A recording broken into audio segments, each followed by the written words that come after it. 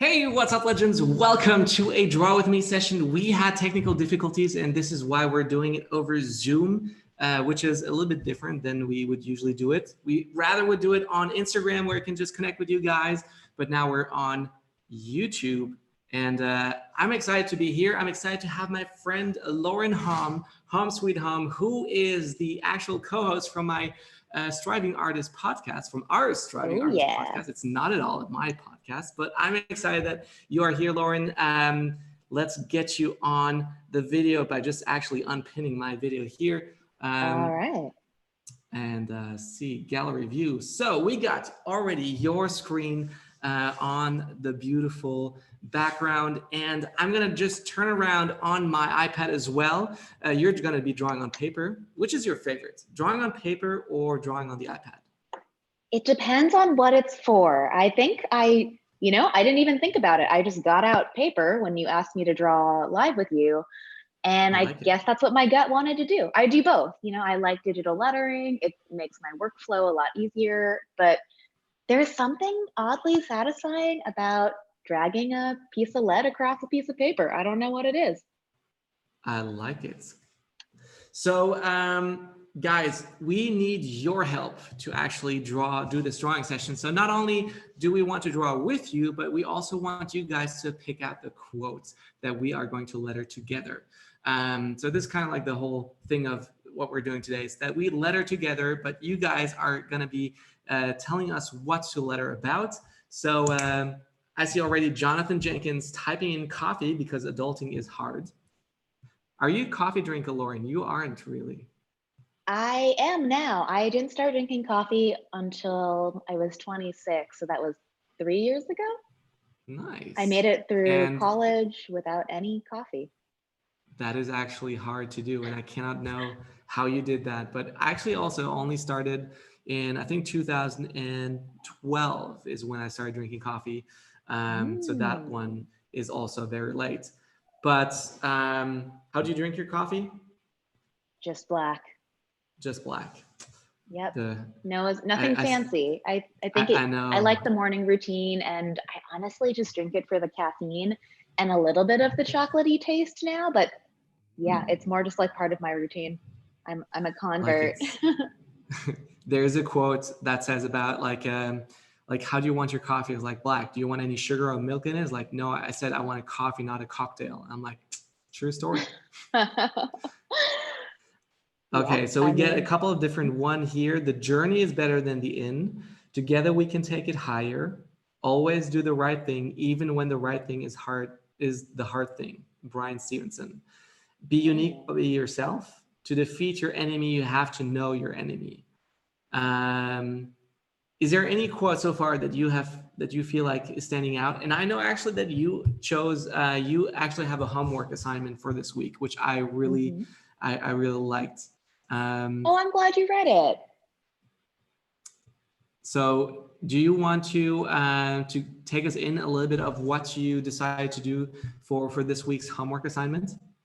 Yeah, absolutely. I'd love to talk about that. So I know people are probably tuning in from all over the world, and isn't the internet wonderful that we can do that? It is. Right now in America, it is kind of a wild time. There's a lot of, on top of the pandemic, there's a lot of police brutality happening and racism being brought to light that has been happening for a long time, but is now, it's glaringly obvious that things need to change. And I think our country, like I'm based in Detroit here in Michigan in the US, is kind of having like a collective reckoning of like, oh, what do we do about this? And so I think what I've been, it's a heavy topic, right? Like, it's like, you don't want to take the weight of the world on your shoulders.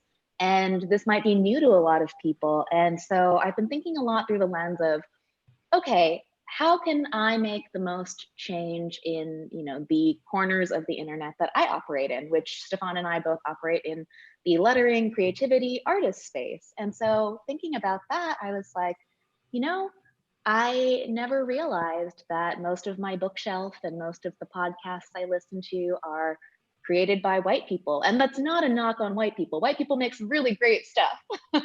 And I didn't realize though that it was the default, and letterers love quotes, and so many of the quotes that I letter are from white authors and thought leaders. And it was just a nice realization that, oh, I need to actively try to seek out, books and podcasts and knowledge from other Black leaders. And so that was the homework assignment this week, is just to shine a spotlight and make some effort to seek out other sources of wisdom and other perspectives. I think Stefan would agree with me that drawing inspiration from lots of different sources, hearing different stories and perspectives just enriches life in general and creativity. And so that was Absolutely. I guess, the gentle reflection I wanted homework subscribers to have. And it was definitely a blind spot I caught in my own life. And like, I'm a woman of color, I'm brown, but I didn't realize how I just never really noticed that because I haven't been making an effort. I know. Okay, I just found a quote by Nelson Mandela, and it's one that is I just love that one. Yeah. It always seems impossible until it's done. Yes, And I think that's such a good quote that applies to every aspect of life. Exactly, right? So that's why, kind of like, if everybody is okay with that, please hit a thumbs up on the live chat if you're okay with us drawing this quote, because I just don't want to take it away from you guys, but I just feel like, hey, there's a really cool quote that when I choose quotes, I don't know about you, Lauren, but when I choose a quote, it definitely has to speak to me, because if I write it out, like, I'm going to spend time writing about it, like I'm drawing it, and I want to make sure that when I share something that I can really relate. I cannot share anything that I feel like I'm not strongly passionate about, because somehow, kind of like if you are working on a big thing, and I see thumbs up going everywhere, but if you're working on a big project, on a dissertation, or just on something big, you want to be able to defend it. And the same way, I feel like every quote you letter, you don't have to choose just because you want to letter, but everything that I choose, like, usually has to be something that I can relate to and that I feel strong about. So if you are okay with that one, should we get started? I would love to letter that quote. So I've seen all thumbs up here. I love it. And all yellow thumbs, whatever that means, but let's do this. Okay, so I'm gonna switch over to my top-down view. Yeah. And I got this. And do we have the same desk here? Oh no, I thought that I saw my wait, we have the same we desk. Pretty much have. Is it an IKEA desk? Yeah. Yeah, we got the same desk. Oh my goodness. We're desk buddies. Okay, so I'm just gonna reread it. One thing that I love about this quote, and I really feel like so strongly about, is because, like, it always seems impossible until it's done. And you've seen it in so many areas, kind of like running. Until somebody did the 4-minute mile, like, everybody thought it was impossible, and then somebody did it, and then suddenly a lot of people started to achieve it too. Like, now so many people can do it. And until, like, a certain point, everyone thought it was impossible. And last year in running, and I don't know why I know so much about running, but last year the Eliud Kipchoge, who's one of the fastest marathon runners, long distance runners, he ran the marathon in under 2 hours, which absolutely seemed like physically impossible to do. But it also, it's still not the record. He was able to do it, but they ran in front of him, like, with a open arch, and so that it would be like the perfect wind block system, so he wouldn't have any wind resistance. And now I'm sure he's going to attempt it again and probably achieve it at some point. And then it's going to just be a matter of time until, like, other people will run it after him as well. And so, kind of like a huge step for everyone in that field. So, all right, I've got it written down. You've got me too. So take me through your process. You got 4 squares at the bottom. Is that where you start thumbnailing your designs?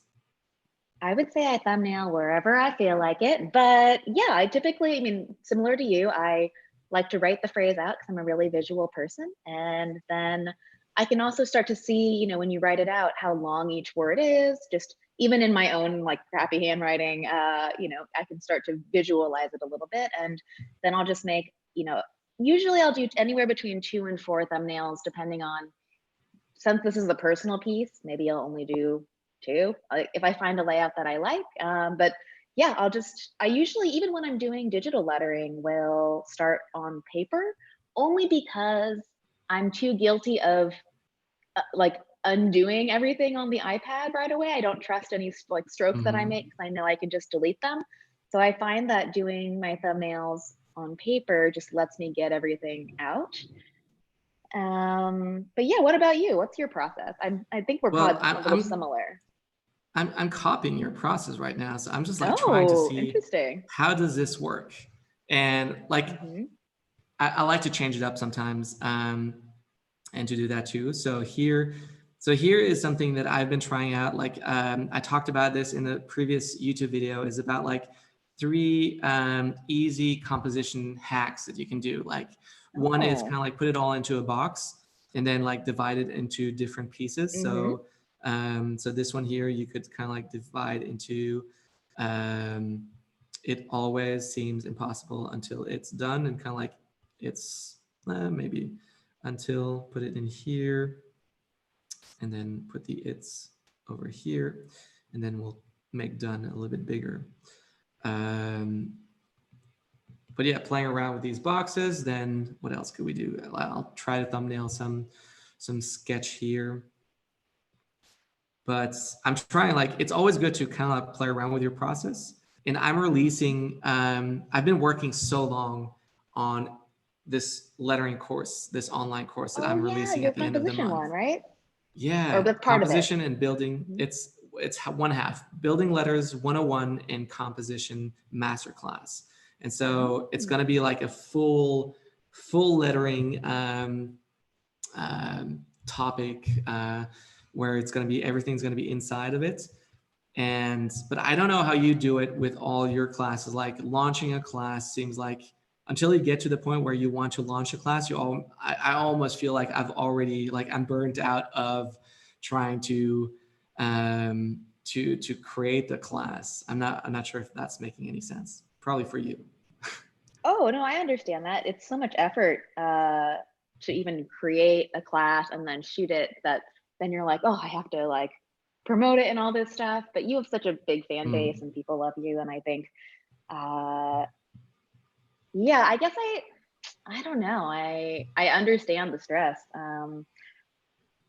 I think I just always, because launches, you have a date set usually. Like, what helps me is just like, okay, like there's a light at the end of the tunnel. I know it's going to be done, and then I can rest after this. Depending on if you're doing a Mhm. launch that is like the class is available year round, or it's going to be limited time. Do you know which one you're going to do yet? I've been debating about it, but I'm gonna try for the very first course. Just kind of like, it's a basic course for Mhm. everyone.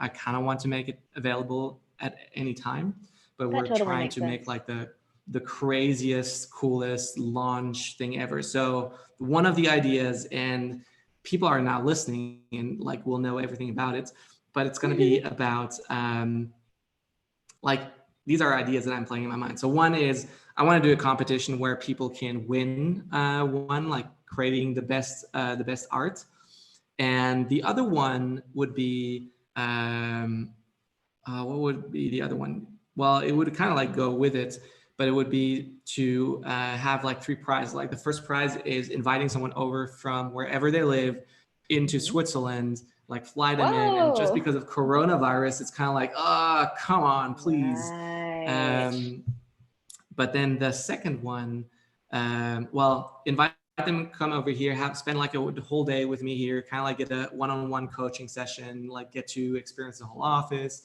stuff like that. VIP. Stay in a beautiful place, and then also just have like a day or two where they can travel through Switzerland and see the beautiful country. Mhm. So kind of like go crazy.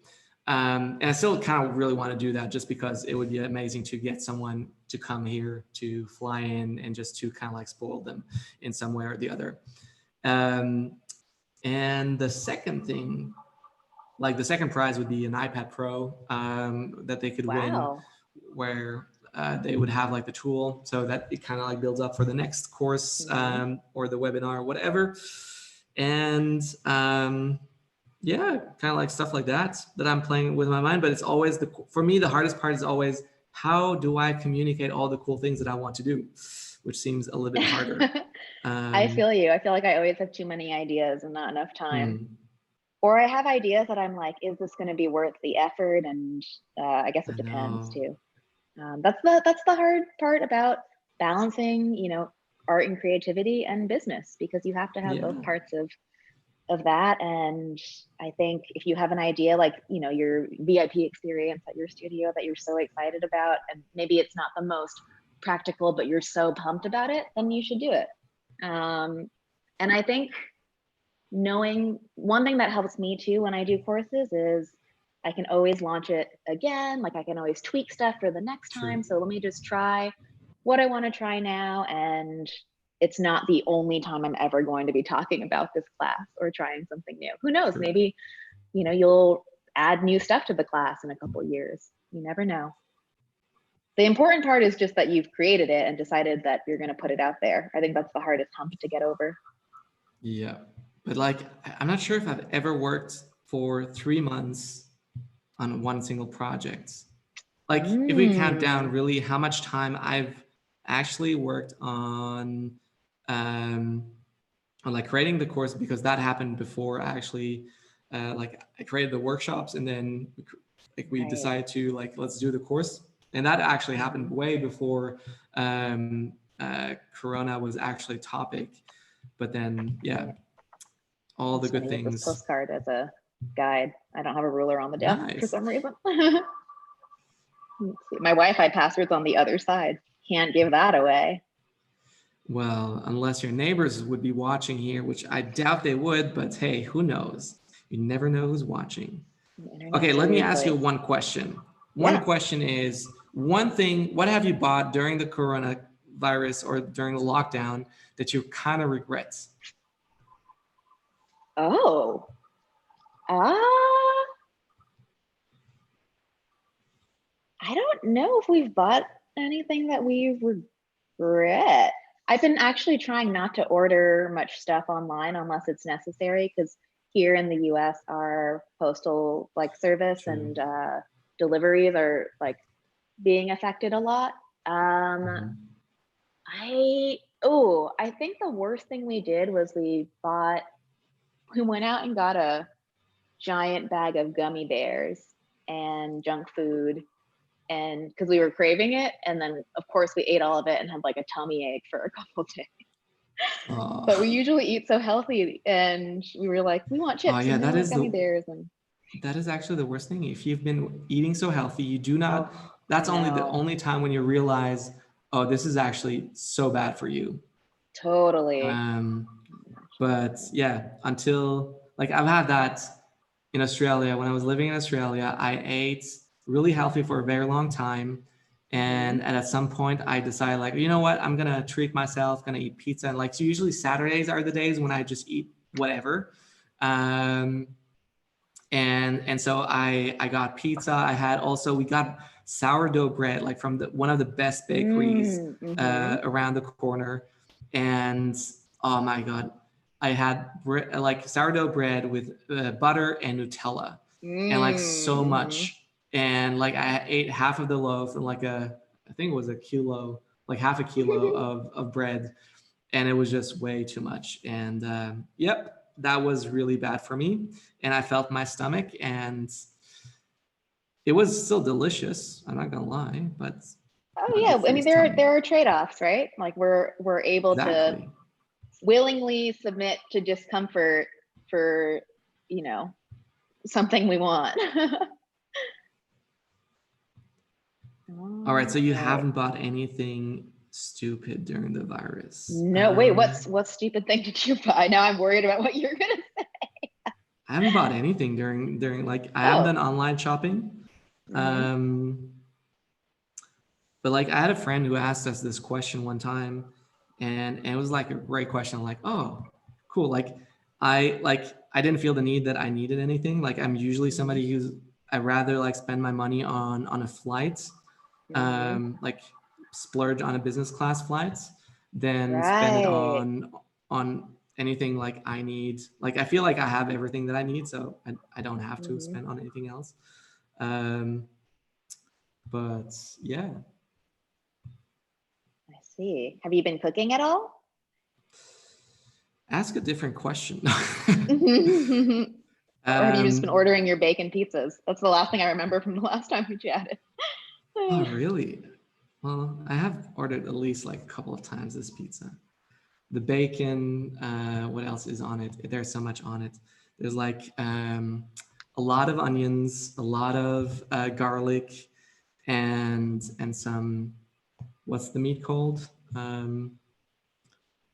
Like prosciutto. Oh yeah. I don't know. Yeah, I charcuterie? Yeah, I know I think it is. Prosciutto yeah, can be part of our charcuterie plate. yeah. Have you been has your whole team been working from home? How has that been? So they have been for the first, like, till our country has decided like, hey, let's open it up again. Um, Mm-hmm. and that has happened like a couple, like almost a month ago now. So my assistant Judith has been back in the office. Sam has come Mm-hmm. back a couple of days, which has been great. And it's good, like especially now during like this phase where we're launching the course. Mm-hmm. We just need kind of like all hands on deck. Everybody needs to do the most they can. Like I cannot do it all on my own, which I'm thankful for, Right. that I've hired before I needed them. But Of yeah, course. it's been crazy. How about Crystal? Yeah, it's so crazy. I came back from a business trip on March 15th, like right before everything really Yeah. shut down, and I haven't seen Crystal since that business trip. Like it's Oh been, man. I know, it's so wild, but yeah, we've been okay. We're just hanging in there. Luckily, Yeah. the kind of work that we do is Yeah. pretty It's easy to transition to remote work. The only thing is, yeah, we were planning on filming, uh, filming the revamped version of my Passion the Paid class this month, oh and yeah. we're hoping we can still do that, but we want to take all precautions, of course.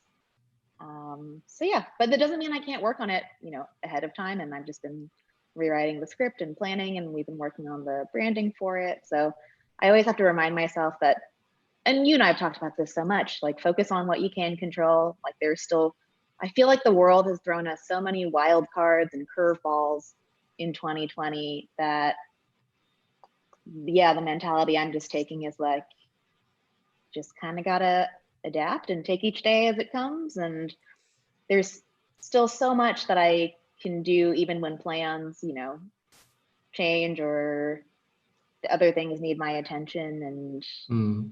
yeah. Have you been feeling creative over the last couple months? Or Oh, have you it's gone through a been, bit of a block? I went through a yeah, block. same. Like, yeah, I heard you did, and it's been very interesting to just see how everything has been going. Um, yeah, I've had like weird month and weeks, and kind of like on and off, and kind of like right now it feels like nothing is advancing. Like, Mm, um, so one part that probably everyone on YouTube who's been following me there, like they've seen, like I told everyone, or kind of like told everyone, um, that I would be streaming live every what is it? Every Monday, Wednesday, and Friday. And I usually have been missing like wow. one or the other day.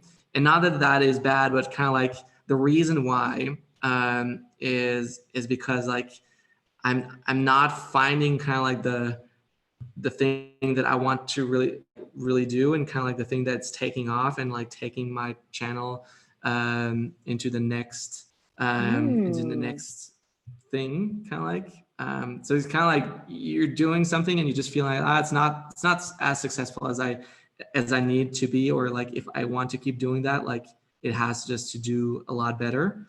um mm, and so right now, just it's like going day by day, like trying out new things, working on like rewriting some scripts, or or coming up with new ideas of concepts and stuff. And so it's just frustrating when you feel like nothing is actually advancing and you feel blocked everywhere you try to head. And so that's kind of like, as well with the online course, it's like, I'm super excited to actually release it, because then I feel like, oh, we finally like hit publish and it's out. And so I think you feel like that moment will feel more of, it's actually, we've finished something. But until now, it's just like, all right, we still have to do a ton of graphics, a ton of promotion, a ton of things. And I'm finding now the joy more of like, all right, let's find some really cool ideas to show like how cool, like what you can learn. That actually, one of the approaches that I want to take, especially with this course, is like showing like, hey, you know what? Lettering is actually learnable. Like a lot of people think like lettering is a skill that you need to acquire, and or like that's a skill that you have or you don't have. And I just like, no, it's, there's actually a lot more to it. You can actually learn to do all of those things. Oh yeah, I mean, everyone who's a good letterer now was a terrible letterer at first. Absolutely. And maybe so some a people lot of have like people a don't see little bit of that. a natural inclination, but yeah, most of it is just takes effort. Like I always tell people that I've been doing this for 7 years, and like, everyone gets different breaks and tries different things. And I think it's the willingness to, if you really like it, keep doing it, that really dictates more like success over time. But yeah, I don't, people should not be discouraged if they feel like, oh, I don't have like the lettering gene, or I'm Yeah, just not good at exactly. it. Because you can get good at it. I mean, I always, I've joked with you before, I don't like running, but if I know if I did it every day, like you said, take just one step further every day, I could become like a runner if I wanted to. But because I don't have a passion for it, I probably won't have the motivation to even stick with it. Yeah, So I like totally walking agree. instead. Which is good, because walking, like this morning, I've been going back to the gym, and I know kind of like how important physical exercise is, just for your brain, for your mental health. And especially when you have those seasons where you just feel like, ugh, nothing is working. I feel like terrible about everything. That's when you kind of like know, like, oh, you know what? I should exercise. I should work out. I should go for a run. I should do something. Yeah, because it's that important. Oh yeah, And absolutely. so It's like this morning I went for a run, good for even though you. my legs are hurting and I couldn't really do anything, but hey, one step at a time. But I think it's nice too. Like I do, like even though I don't exercise a ton, like I have in the past, and I know that it's a healthy activity to like dedicate a chunk of time to, and clears your mind. Or when the times where I've run, I can't really focus on anything but running, because my body is just like, help. And that can be good, because I think that creatives have naturally busy brains.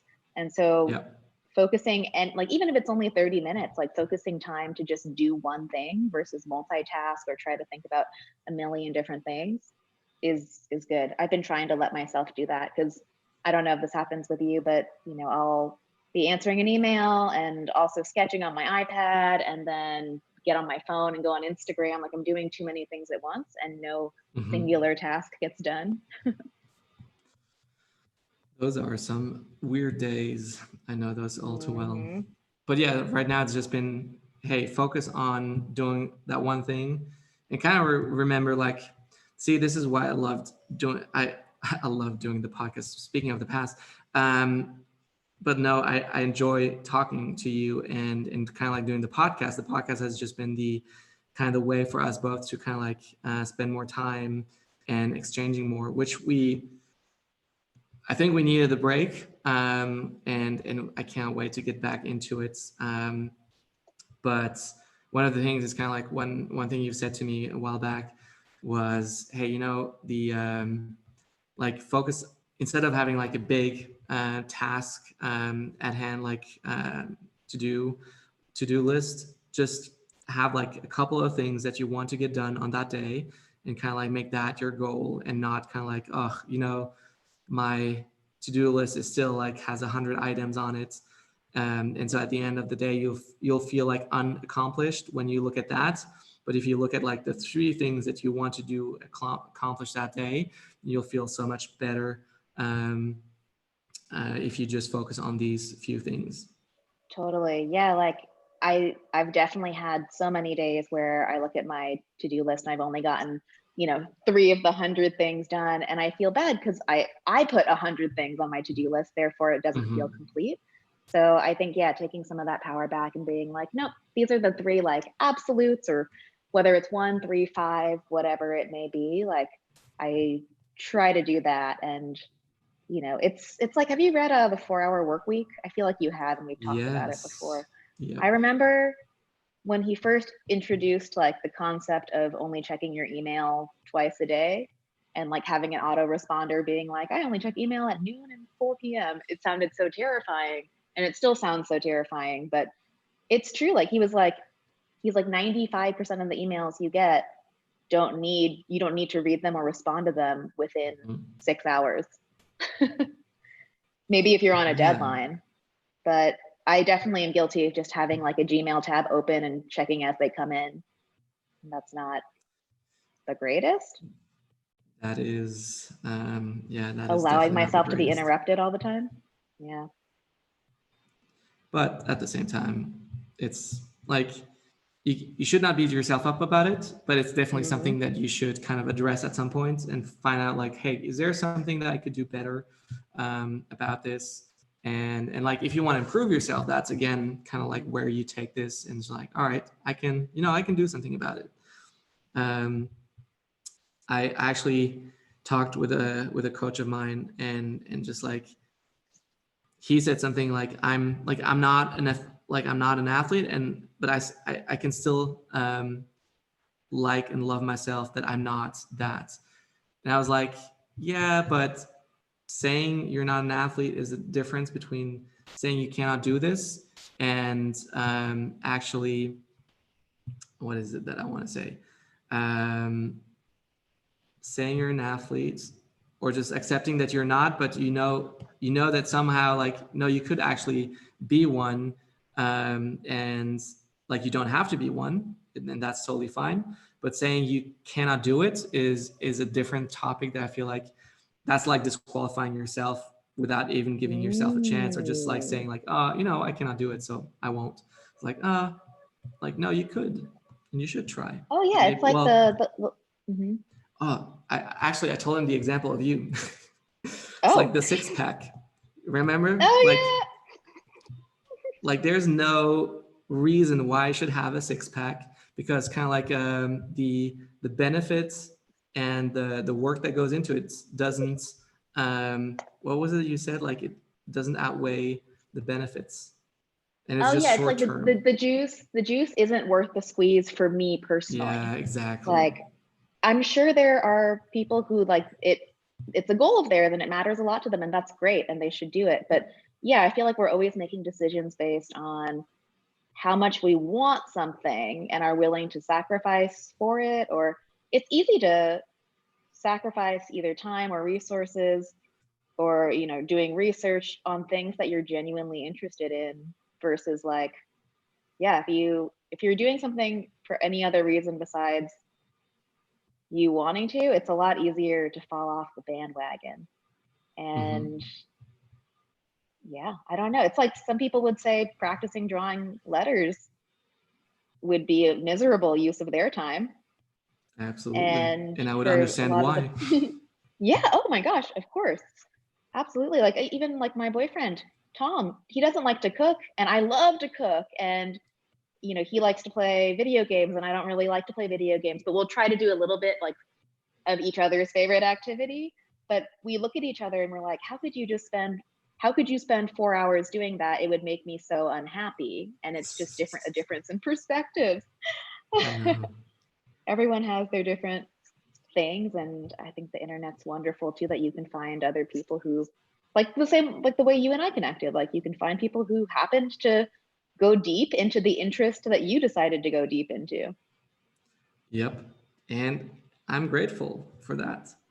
It's Oh interesting my because you goodness, me think too. like, in what type of world would we have ever been able to connect? Like, would we have become friends if we weren't both in the world of lettering? And sometimes it's like, even like, would I be friends, or would we be friends if we both hadn't had as many followers, or just like been at the same conferences Oh, and stuff like that? I've been thinking It's like, about that a lot. Like I feel like you and I have touched on this, and Instagram followings aren't everything, and it's easy to say that, but a lot of us are like most artists are striving, like if given the choice, they'd like to have a big Instagram following.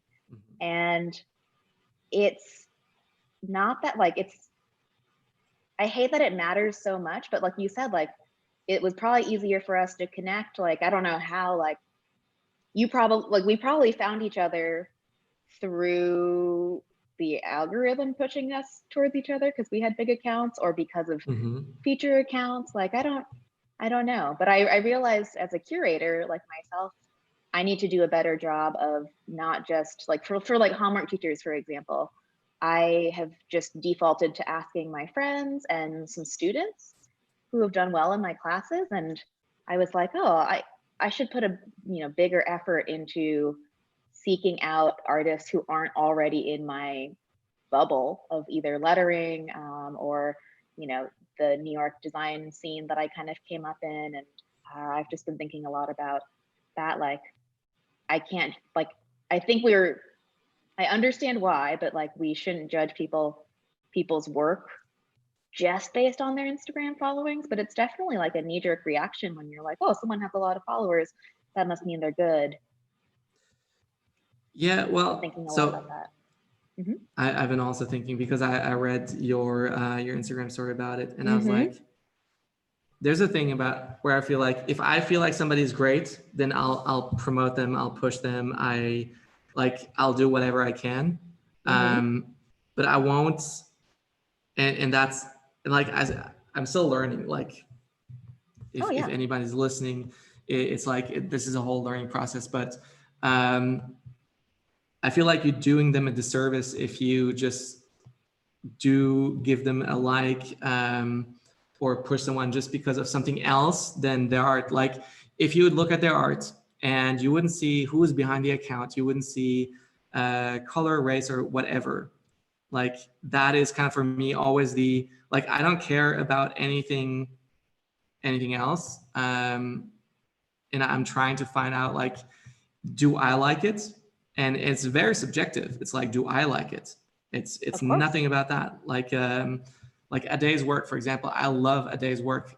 His like paper cutting and then taking the pictures of his work is So absolutely talented. insane. And he is somebody I've been wanting to work with him or do a collaboration with him for a while. And so that's something, like, for me, that's natural. But like, I can look at Kim Barber type lettering the account, and I see like he has a lot less followers than I have. But you sit into one of his class and you realize I actually do not know anything about lettering. I have his book, and I realize that every single time I'm like, oh man, there's still so much to learn. And it's definitely a jerk reaction if you say like, oh, I'm a lettering, like, I have a lot of followers on Instagram, that's why I'm better than you. It's like, this is the stupidest thing ever. Like, there's no numbers. Like, I'm maybe better at marketing myself and growing my account than you are, but that's not a reason that I'm Totally. anything better. And so that's kind of like the thing that is going inside my mind, like when I hear like, oh, I should be more diverse. And it's like, but then you kind of like saying, and I heard like actually don't feel like it's a good topic to talk about, but it's interesting topic I still. think it's good I think it's good to discuss, and I think as podcast like Yeah, co-hosts, I'm happy to have these discussions with yeah, you, because I hear what you're saying. And here in the United States, we have I feel like it's somewhat controversial. Like, it's called affirmative action. Do you know what that is, or do you have that no, in Switzerland? It's basically where minorities or underprivileged groups get like for colleges, it's like they'll let in people based on, of course, like GPA and like factors where the person has to be qualified, but they might prefer like a Black candidate over a white candidate. And people are kind of upset about that. And it's interesting too, because my dad is obviously a minority, but he's against it. Anyways, I agree that we shouldn't just be picking people, you know, like because of their race. But I also, what I've been reflecting a lot on is like, okay, like it's kind of like what I wrote in my email this morning. Why is it that, you know, the most of my bookshelf and the people I've learned from happen to be white, especially in the business space? And I think it's because, at least here in the US, like white people have always had the economic power and have passed down like business and trade and that kind of stuff. And I realized that I just haven't been, it's because I look for, you know, top podcasts where, you know, if you're a guest on a big podcast, then maybe I'm introduced to someone's work. If you are on a bestseller list of books and I see that it's popular, you know, maybe then I'll get someone's book. But those are like the default easy places to look. And I realized that I just haven't really put any effort into searching further than that. And that's on me, because the default setting is just going to lead to a little bit too much of a homogenous perspective for me. And I think that's what people are thinking a lot about now is, you know, I'm not racist, like I'm not a bad person, and no one's saying that anyone's a bad person. It is the invisible stuff that I've been thinking a lot about. Is like, like why is it that I grew up in a community, you know, or like in a suburb with mostly like white classmates? Like, why is it that most of the books on my shelf, like I didn't pick up Brene Brown's book because she's white. You know, I picked up Brene Brown's book because everyone loves it and has talked a lot about it. And I love Brene Brown. I really like the stuff she says. And I think what happens a lot is just the same when you break into like that top sphere of popular stuff. And I think this happens in our art world too, right? You get on the feature accounts and your account starts growing. The same names get circulated around at the top. And it's not to say that they don't deserve it.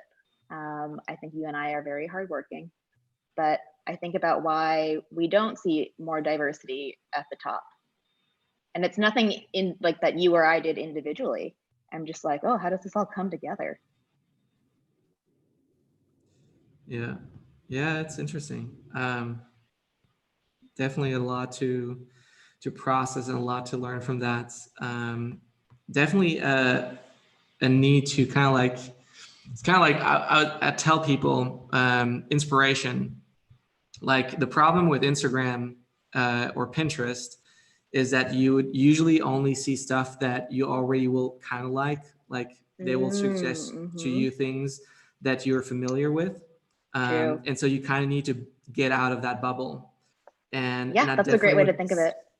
And I would definitely say the same thing about like, of course, you're not going to change your mind, or you're not going to be maybe acceptant of what's going on right now, because like you've been living inside that bubble. Like you said, kind of like white books from white authors, from all that stuff. And you've never heard like that's where it got me. Like I, at first, when the whole thing started off, I was like kind of annoyed, kind of like, or kind of like feeling this this helplessness of like not knowing kind of like what to share, what to say about it, and feel like the pressure of I need to be doing something, because I've been reading like everywhere, like, hey, like not saying anything is exactly the same thing, and kind of like that. And that hit me always. But then, not that's really anything about me, but kind of like more the thing that I've been learning around. Like I saw it yesterday from what's his name? Oh, I think I saw you share it, Emmanuel Acho. Yeah, this man. Thank God for this man, for the conversation he had, and for just really talking openly about it. was so helpful for me. And I've had like, I've seen other people, like somebody shared, a 26-year-old man said like, you know, if I'm going outside, my dad is scared for me. And like, I'm a man who could defend myself and all that. But like still, like if the police comes around, like I'm actually scared about my life. And that's where I feel like this is crazy. Like I've never had that fear. So I didn't know that actually somebody else had that fear. It's kind of like, oh, I didn't know that you're like you have a fear of spiders, but like this is kind of like something very different, of course.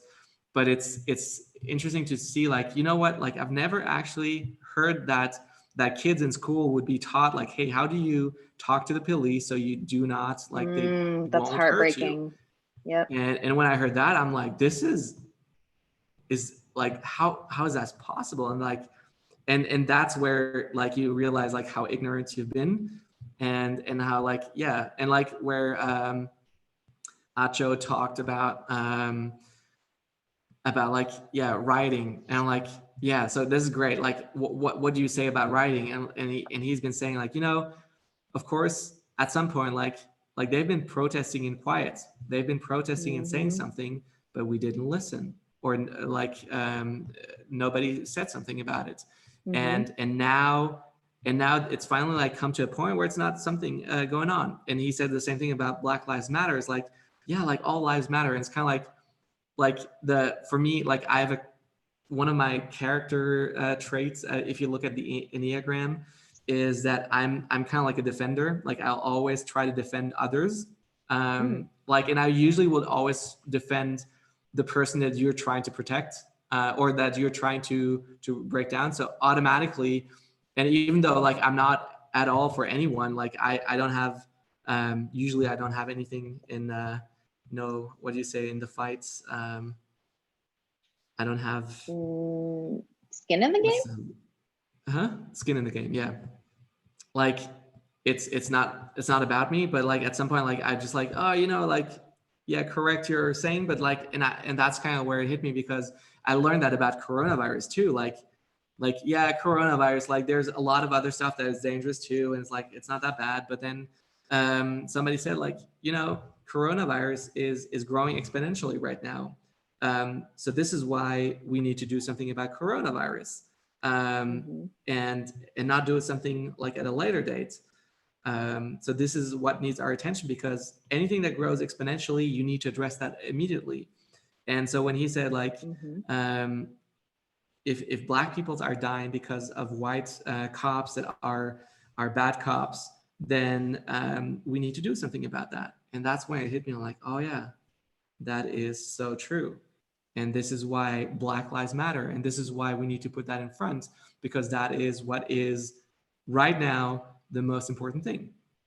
And so, yeah, it's very timely. And I'm glad you watched that video, because I actually sent that exact same video to my dad, because I thought it would help him understand, because he doesn't quite understand what's happening. And all he can see is he doesn't understand the why. He's just seeing people, you know, who are angry and who are, you know, there's violence, and he sees that and then has a reaction and automatically, you know, thinks that the movement is, you know, is violent and criminal. And I just had to gently explain to him, like, you know, knowing the facts behind something greatly helps us understand anything. Oh yeah, and absolutely.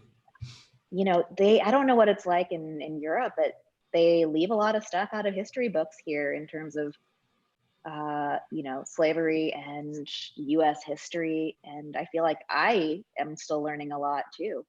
And I feel like you and I have talked a lot, like, about how, like, we have podcast episodes on like habits, and how habits are really hard to break or to create. And there are lots of things. Think about our parents. Like, we inherit traits from our parents and beliefs from our parents too. Like, and that's just in the course of one generation. I can't imagine. I've been thinking about it when I zoom out, and I very rarely zoom out of like what happened, you know, 100 years ago, 300 years ago. And when I see the timeline of, yeah, like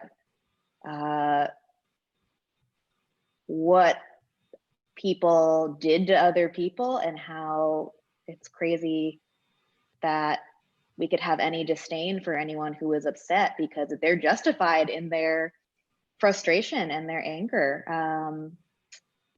And yeah, I don't think anyone would choose violence or choose any kind of destruction, but it's kind of like Emmanuel Acho said. I liked the analogy he used of I think the biking one on your left, where he's, he's calling out, he's saying it, gently from far away, and nothing happened. And yeah, it's funny because I grew up, my dad taught me how to bike, and we used to go on long bike rides, and he taught me the on your left, like courtesy that you're supposed to give, or on your right, whichever one it is. And I also like the golf cart analogy that he used. I think it was the golf cart, in terms of,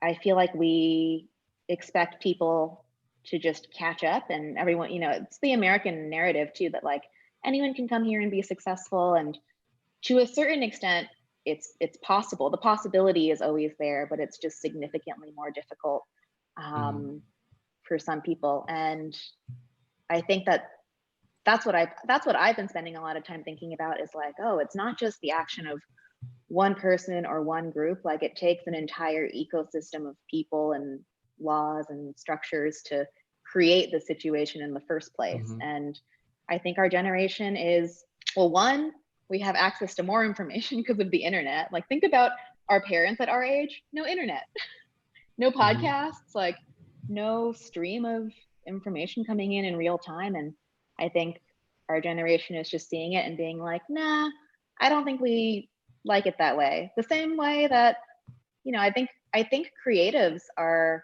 particularly galvanized around this cause too, because that's literally what creativity is seeing something that you don't like, or that you don't think is right or needs to be changed, and then having the audacity to change it. Like, it's like when both of us quit our full-time jobs. It's like, hey, I think there could be a better way. And, in the sense of our careers, there was.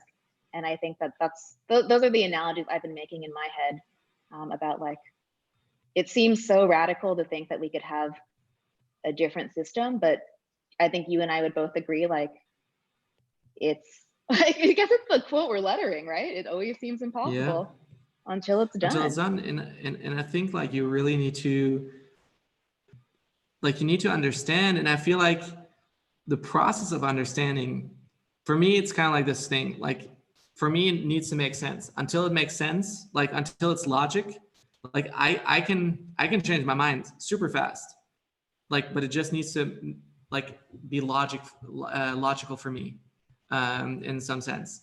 And kind of like the thing is, like, oh yeah, of course, like, if Black Lives Matter is more important right now than just all lives matter, and, like, of course all lives matter, like, nothing is taken away from that, like, that is also clear. But just, like, kind of like the coronavirus, it needs to be addressed right now, and therefore we need to put all our attention on it. And, like, that totally makes sense. And I'm like, I have nothing against that. And so I can totally support that and be full on. And so for me, I need to know that it takes time for me to kind of, like, understand these things, that I need to work on, and kind of like you said, like, I need to actively work on figuring out these things, and to learn and add more to it, because otherwise I'm never going to know these things, and I never can change my mind. And so kind of these things are the ones that, it's a whole process. It's getting, it's learning things. It's knowing, understanding other people. And I feel like if you help, and that's where it's like, when I speak to someone and like, I'm trying to get a point across, if I feel like they didn't get the point, like, I'll try to reiterate, try to change the words, try to make sure, like, until I feel like they've got it. And so for me, like, with this whole situation, like, there's a lot of things that I still do not get, or haven't, like, understood, or, like, it's a lot bigger than I always, like, feel like, oh, okay, I got it now. like, no, just keep working on it. Like, it's definitely not going to be just a right now. Like, no, it's gonna be a whole thing that's going to take on for longer, and you need to like work on it. Like, Black Lives Matter not going to end after the trend of all these posts have ended, all these protests have stopped. Like, it's ongoing process to work on like your racial bias, like how you take that into account, how you treat those people, and that's kind of like one of the first posts that I've done right after kind of the whole thing got out is like, sprinkle kindness, or like throw kindness around like it's confetti. I took an old post that I've made where we throw confetti into the air, and like I need to get better at kindness and show kindness to other people. And so I need to still to learn. There's still so much to do. And when it comes to the whole topic, I always feel like I cannot preach to anyone else. I need to adapt it and change myself first. And so until like I've learned something and I've like, oh yeah, this is something now that I can totally talk about, or at least it feels like there's something in my mind that has been switched, and I understand now why I can say Black Lives Matter and with a good conscience, without like just saying whatever everyone else is saying. And so it's is yeah, that's helpful. Yeah, of course. And everyone starts from a different place. Like I think, yes, there was an immediacy like to social media, like last week, and if you hadn't already been learning about it, it may have seemed super overwhelming. Like, I've been learning about it for probably only a couple years actively, and it was still overwhelming. And I do think that, like, I tried to talk about it a little bit in my story too. Like, there's a lot of, what's that quote, like, silence is violence. And I understand where people are coming from. It's also tough though, because it's like, not everyone has ever like used their voice on social media in particular before. Like, you can use your voice behind the scenes with, you know, your church or your family or friends, but social media is the only like thing people can see. And I don't know if you and I have talked about this, but there's definitely a pressure like to say something or to do more when you do have such a large audience. And I definitely felt that pressure, but also, I don't know, it pushed me in the direction where I was like, I know what my beliefs are, and I may as well open up about this. Like, am I scared of losing followers who don't agree with me? Like, if they don't agree with me, then it's probably for the best that they don't follow me. Not that you should only have people in your audience who agree with 100% of what you say, but it's not even to me, it's not even like a political or divisive issue. It's like, these are like, human lives matter. And if, I think one thing I was talking with my dad about too is like, if all lives matter, then Black lives, you're agreeing that Black lives matter. And so we have to advocate for people who need like either our voice or our resources. And I think that's just how it works too. Like, as a society, and we're like a very big society now, we help those in need in whatever way we can. And I think it's good. Yeah, like, there's just a lot of learning to do, and I'm glad that you're doing that and trying to understand, because I think understanding and educating yourself is the first step to being able to believe in something and talk about it with conviction, where, you know, this is what I know to be true, and now I can speak on it. And so I appreciate that you're learning and that you're open. And I'm glad you found that video from Emmanuel. I thought it was great. Because I do think too, like, what I've been telling myself and my friends and my family is like, it may be jarring to see people who are, you know, yelling at each other for not saying enough, and for just showing up now, and their frustrations are valid, but we can sit in that discomfort of like feeling bad, like, oh shoot, like I should have cared about this sooner, and like process that. But it can't stop us from continuing Mm-hmm. to learn. It's kind of like what Emmanuel said, like people have been saying this for a long time, and we as a collective society just haven't actively listened. And I'm definitely guilty of that. Like my privilege has allowed me to not think about it much, and doesn't mean it's never too late to do better, right? Like there's a quote going around that's like, it's okay to change your mind once you have new information. Like it's the more people who are engaged and actively learning, the better. And everyone starts at a different place or a different understanding. And I think a commitment, similar to how you and I talk about a commitment to like drawing or lettering, you'll get better over time. It'll become second nature, like muscle memory. And I definitely had some people in my life who felt paralyzed and didn't know what to do or say, and that was really stressful. And I always just remind them that, similar to what you and I have talked about, if you're new to something, you're going to be bad at it at first, but if you are committed enough to anything, you can get good at something. And the same way, I think from one of my favorite podcasters, she had a tweet that was like, if you don't know how to if you're bad at playing the piano, but you want to learn how to play the piano, you just keep doing it and then you'll get better. That's the way you learn anything. And I also do believe like people listen best when the information is put in front of them in a way they can understand, in a way they can relate to. And there's a lot of like, resources and content going out right now, and not all of it is going to speak to everybody, and that's okay. I think it's just as valuable for, someone to have a frustrated, like a post that's, maybe more progressive and frustrated with the lack of, or how late people are to the party. And I also think that it's valid to, have a beginner's guide to anti-racism, because a lot of people are, by no fault of like their own individually, like a lot of people are beginners. But I think, society is advanced. Like we do have the capability to change, and views have changed a lot on different things. And I think it takes the majority of us, like the majority of people have to buy into something and say, hey, we want to do something different.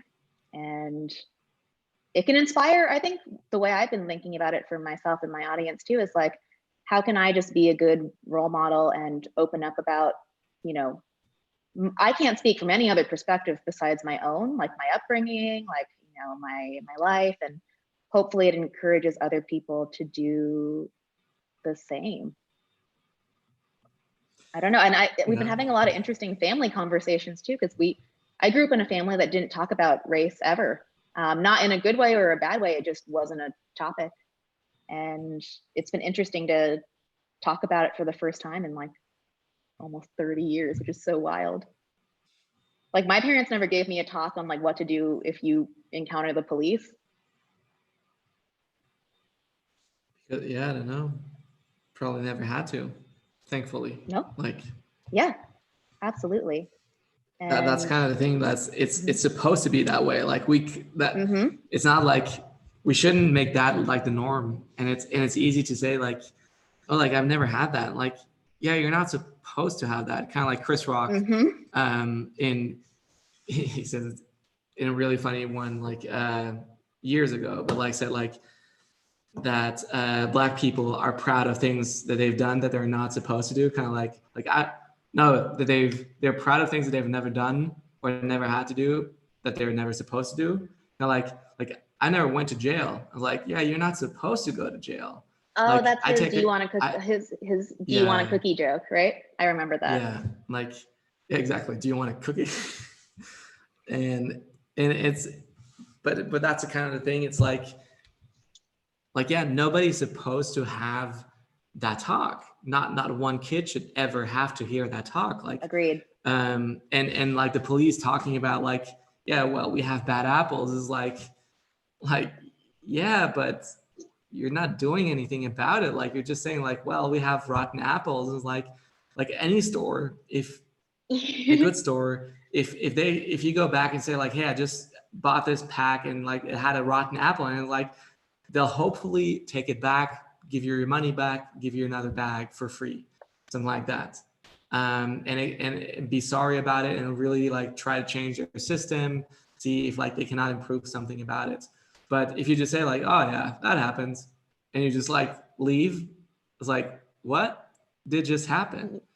Oh yeah, and did you know that And the full phrase is actually a few bad apples spoils the entire lot? Like the yeah, whole phrase is that if you have a couple bad apples, that means you have all bad apples. Because when fruit starts to rot, like in real life, it makes the yeah, other fruit around it start to rot. yeah. It's like when you have one banana that's turning brown, and then all of a sudden the rest of your bananas are brown. But yeah, Did you know that that's you're not supposed to put apples and bananas next to each other? really, I didn't know that. Yeah, because the apple puts out a like one of those pheromones. I think it's a word that actually tells the banana to ripen. And so when you put like bananas on containers, Oh. they are put in a state where they can just like ship them and like stay like put them on hold. And until they're like almost ready, like they will spray them or like put those pheromone out, and it will kind of like bring them into the process of ripening, and so that when they hit the store, they're ready. But as soon as you put like bananas and apples next to each other, like the process will go faster, and they will keep going more yellow, brown, and just rotten. See, I didn't know that. You just educated me on something, and now Yeah, I'm going to change my course of action because now you're I know better. welcome. There's a better way. We learned a ton of new things. One of them, not to put apples and bananas next to each other. Yeah, and so that's the thing too. It's like it's great that like I love information like that, and I think that right now there's just a collective sharing of information around Yeah. race and policing, and it's just like any news. Like people tend to talk about things that make national headlines, and that's just what people are talking about right now. And hopefully this will spark change where people they might not be talking about it as actively on social media forever, but they've decided to think about it and talk about it in their lives. I was thinking too, like the other day, how with the few bad apples thing, like with any group of people or any profession, like it's bound that you're gonna have you can have a couple bad apples. And I think what people are frustrated with is like, no, but in this case, if you have any bad apples, even the good apples and the bad apples all get, a gun and a taser and can kill somebody. And that's not good. And we can't have that. And I've been thinking about it too. Like, I don't know if you've seen any of the stats going around, and this is just an education thing where I didn't even know of how much different US cities spend like it's taxpayer money, how much is spent on education, police, like transportation. It's wild, the discrepancy in the budgets. And you and I are both business owners. If you were spending 50% or more of your budget on something that people were telling you, your customers were saying, hey, we don't like this, or it's broken, or it's not working, you'd probably move some of your money somewhere else to solve the problem or to give people what they're asking for. Okay, so my initial thought when I saw this, and it's kind of like taking it through my thinking process, was that it's called the Maslow pyramid, I think. Maslow's hierarchy of needs. Yeah. So one of the very first things, Maslow pyramid. So safety, psychological needs is like air, water, food, shelter, sleep, clothing, reproduction. The next one is safety. So personal security, employment, resource, health, property. So from that perspective, I kind of remember that, like, all right, so I'm trying to go through their thought of thinking of like, why do we put in so much money? Like, there's no way that they cannot see, like, we spend like 50% on policing. So what about that? And so that's where I felt like, okay, if they're spending so much money, so like safety needs to be important, and so their police, like, is it really necessary so much? But yeah, it begs the question, like that's why I feel like self-actualization, kind of like arts is kind of like self-actualization. is like at the top of the pyramid, and that's why they're not putting so much in it. But yeah, what again, learning through all these steps, understanding all these tiny little pieces is what is helping me, yeah, to see like, is this the way it's supposed to go? Like, is this where you're supposed to put money in? Because like, one of the things that some policemen have said, like, hey, we want body cams, like we feel safer, and and like it protects not just us, but it also protects us from those bad cops that do stupid things, because they're gonna get filmed and they're gonna get, yeah, exactly. And so like at the end, like you could prove like what happened without like having to see like those videos on the internet, like, because usually every story tells two sides, like there's always two sides to a story, if not multiple ones. And so sometimes, like, you do not want to have a cop at the same time who's in danger of risking their lives to save someone else, but again, not the same thing as like being already reprimanded, having already like, what did he have, like 18 cases against him, and count like 18 or something in like 19 years of work or service. And so kind of like that, like there are lots, like you see, like people are imperfect, and we need to do our best. But that again is something I've learned again, is like that's what Acho said, is like, I have no room to mess up. Like there's no room for me to mess up. Like I need to do my best every single time. Like I'm not leaving my car until I see the other person back in their house, because I don't want to scare them. I leave the elevator. I'm the first person or the last person to enter the elevator, the first person to get out. So I do not scare anyone. And for me, that is just the most insane thing that I could think of. And that is again white privilege. It's to understand like I couldn't understand that until like he said that, and just understanding like, wait a minute, yeah, that is impossible, or that is not right, or even the inequality. Like usually my thinking was like, if you want to be great at something, like you can do like, or you can achieve anything. Like that's kind of my thinking. Like you can achieve anything if you put your mind to it. Like you saw that with Michael Jordan. Like he is an amazing basketballer. He put his whole life behind one goal, trying to really achieve this one thing. And for me, that was crazy. And so that showed me kind of like, I learned from him that you could really achieve anything if you really put your mind to it. And hopefully you have the also some talents to get really become the best in the world.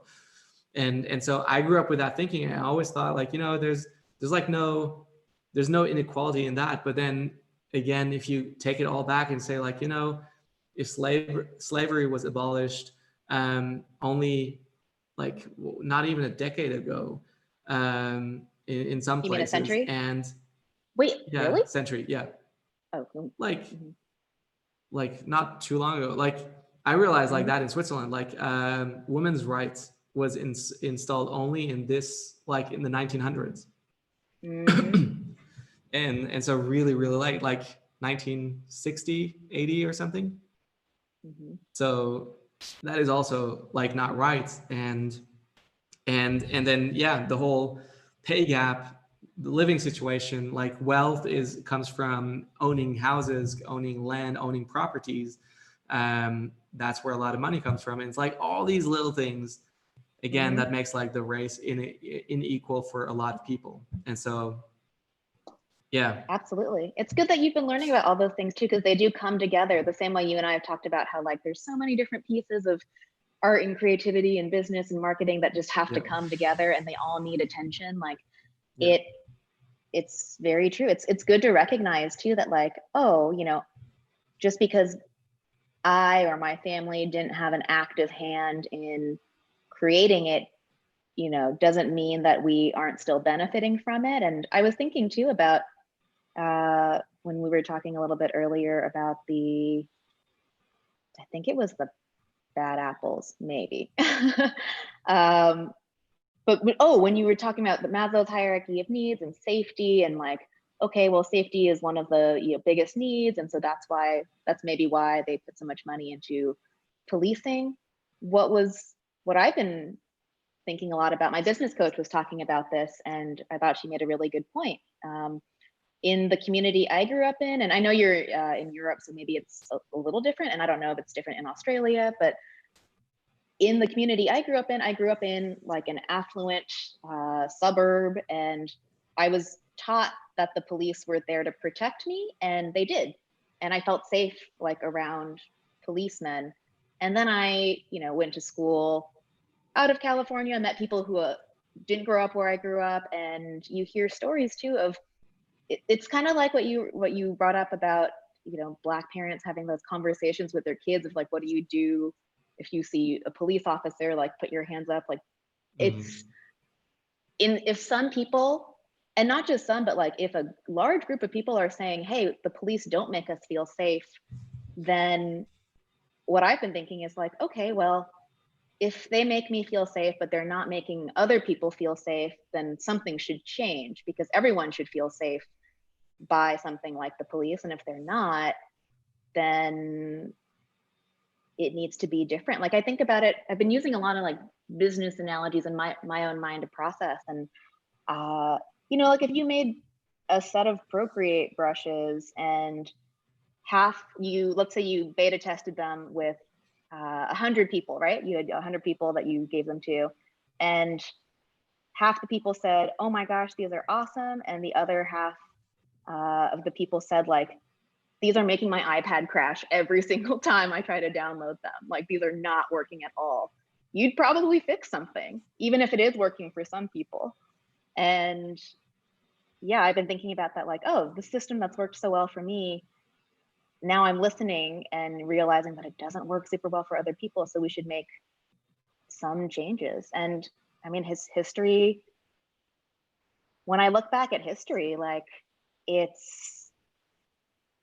I don't know if this is a human thing or what, but like power is rarely transferred voluntarily. Like, kings aren't just like, oh yeah, the poor village people, let's just spread the wealth. Like there needs to be like an uprising, which is unfortunate, but it's happened time and time again in history, is that people need to make noise to be heard. And people usually aren't pushed. No one wants to do that if they don't have to, but people are pushed towards that. And I've lived a privileged life where I've never even gotten close to feeling like I had to like shout at the top of my lungs for someone to hear me or address my needs. And it's been good to sit with all those thoughts, because I can talk with people who might have had a similar upbringing to me. And then when I educate myself, and when you educate yourself, you can talk with people who might have had a similar upbringing to you. And I'm glad we can have this conversation too, because I think a lot of times, especially in like comments on social media, things can just kind of, it's like you're fighting. It's like, I'm on this team, you're on this team. But it really just needs to be more of a discussion, I think, because everyone, a conversation. I don't have any family members who are police officers. Like, I don't know how I'd feel if my dad was a police officer, and I don't know. I have no idea, and I try to empathize. And one good phrase that I've heard floating around the internet was like, oh, what was it? It was like, empathy is not an endorsement. So like, you can empathize with someone's perspective, you can understand where they're coming from, but you don't have to agree with them. And I thought that was a nice, like, just because you're not vehemently against someone or angry at them doesn't mean, what am I trying to say? Basically, you don't have to hate someone in order to prove that, like, in order to prove your point. You can just be like, okay, I understand where they're coming from, but I still don't agree with them. And I think some conversations are more productive to have than others. Like, if you're arguing, or if you're even just having a discussion with someone who doesn't agree with you at all, and like is so adamant that refuses to see any other viewpoint, it's like you're almost not wasting your breath. But I'd rather have discussions with friends who have like maybe just different experiences or slightly different viewpoints, and just talk about why those may be. And like, I get it. It's new for a lot of people. There's so many new things for me coming up, and especially with how I run my business, and making sure that I feel like lettering, well, I guess because we're in an international kind of on an international stage now, I was going to say lettering in the US tends to be very like Caucasian or white. And I mean, everyone's so talented, but I think about, yeah, how can I make more opportunities for other people too? Even though I'm not trying to, I've never tried to exclude anyone. I don't think anyone would, unless you're a monster, would try to do that. But Yeah. just because we aren't, like I wrote in the email, like just because we aren't actively excluding doesn't mean we're actively including either. Yeah. Yeah, Did you but finish that your brings piece? me, yeah, I did. You're so fast. Well, it's working on the iPad. It's a little bit faster. Right. The True. that like when I hear that, Mm-hmm. that brings one thing into my mind, and Sure. again, it's learning the like if you look at basketball, like you don't pick your teams based on color. You pick your teams based on the best players you get. Mm-hmm. And it's kind of like marathon is the same thing. Like there's actually one tribe in Africa that actually has brought forth the best runners in the world, the fastest runners. And it has to do with their upbringing. It has to do that as children, they ran from their village to the school barefoot on this ground, which is like, that's hard to run on. But that's why they never are stroking their heels, only with their toes. They're running really fast, and just being able, like I always run kind of like using my heels, and that slows me down. My body's not made for like ultra long runs and like being fast in that. But they are, and that's why like Eliud Kipchoge and like kind of like the three that attempted to run the 2-hour marathon, and even like all the supporting runners that were alongside them were like predominantly all black or colored, and that brings me to the point is like we don't need, I don't feel like we need to have like that we need to have 50% like color and like being equal. Like that's, for me, I feel like that's not the point. The point is, do they have a chance? Can they learn? Do they have the opportunities? And for me, for example, that would mean I'd say like, well, if somebody say like, I cannot learn lettering because I do not have the financial needs, but I'm talented and I want to pursue this and I want to make this a job or a profession, I'd be like, you know what, like let's try to get you a grant, let's try to get you something like a scholarship or something that you can really do that, pursue that, to have that opportunity. And like that's where I feel like, yes, absolutely, let's do this. And trying to kind of make that thing a reality is kind of where I'm trying to set and be sure like, hey, this should happen, this should work, but not otherwise. I feel like Marquise Brownlee, big YouTuber, said that like when somebody gives you a compliment, like you're great at doing this, for a black person, that's an insult. It's a hidden insult in a compliment, that is not actually a compliment. It's kind of like for me, like if somebody say like, hey, you're a great Christian artist, I'd be insulted because like, well, great, I'm a great Christian artist, but I don't want to just be a Christian artist. I want to be just an artist.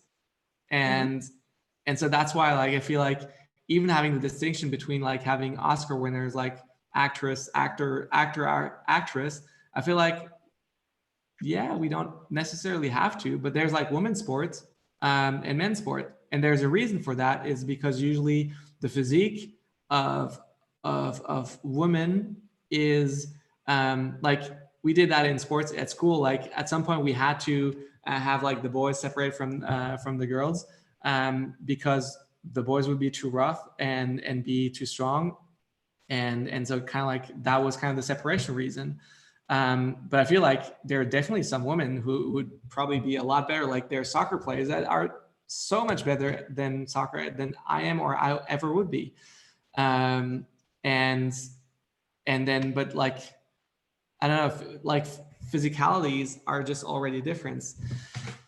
The point that I'm trying to make is I feel like, and that's for me, it's definitely, I don't want to make a distinction. Like I don't want to see like somebody's skin color as like a reason for like you're a great artist for a Black person. It's kind of like saying Ade is like, you're a great lettering artist, like a Black lettering artist. And I'm like, no, he's a great lettering artist, full stop.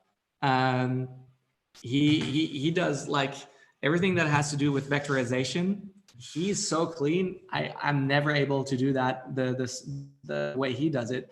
He's like really strong in that field, and that's kind of like, that's him. Like doesn't matter. Like him and probably Mark Caneso are like the two only guys that I know that are well, maybe Jessica Hish as well, who are like super strong when it comes to vectorizing their work and kind of like getting it done. But I think like Ade and Mark are probably the two that are the fastest.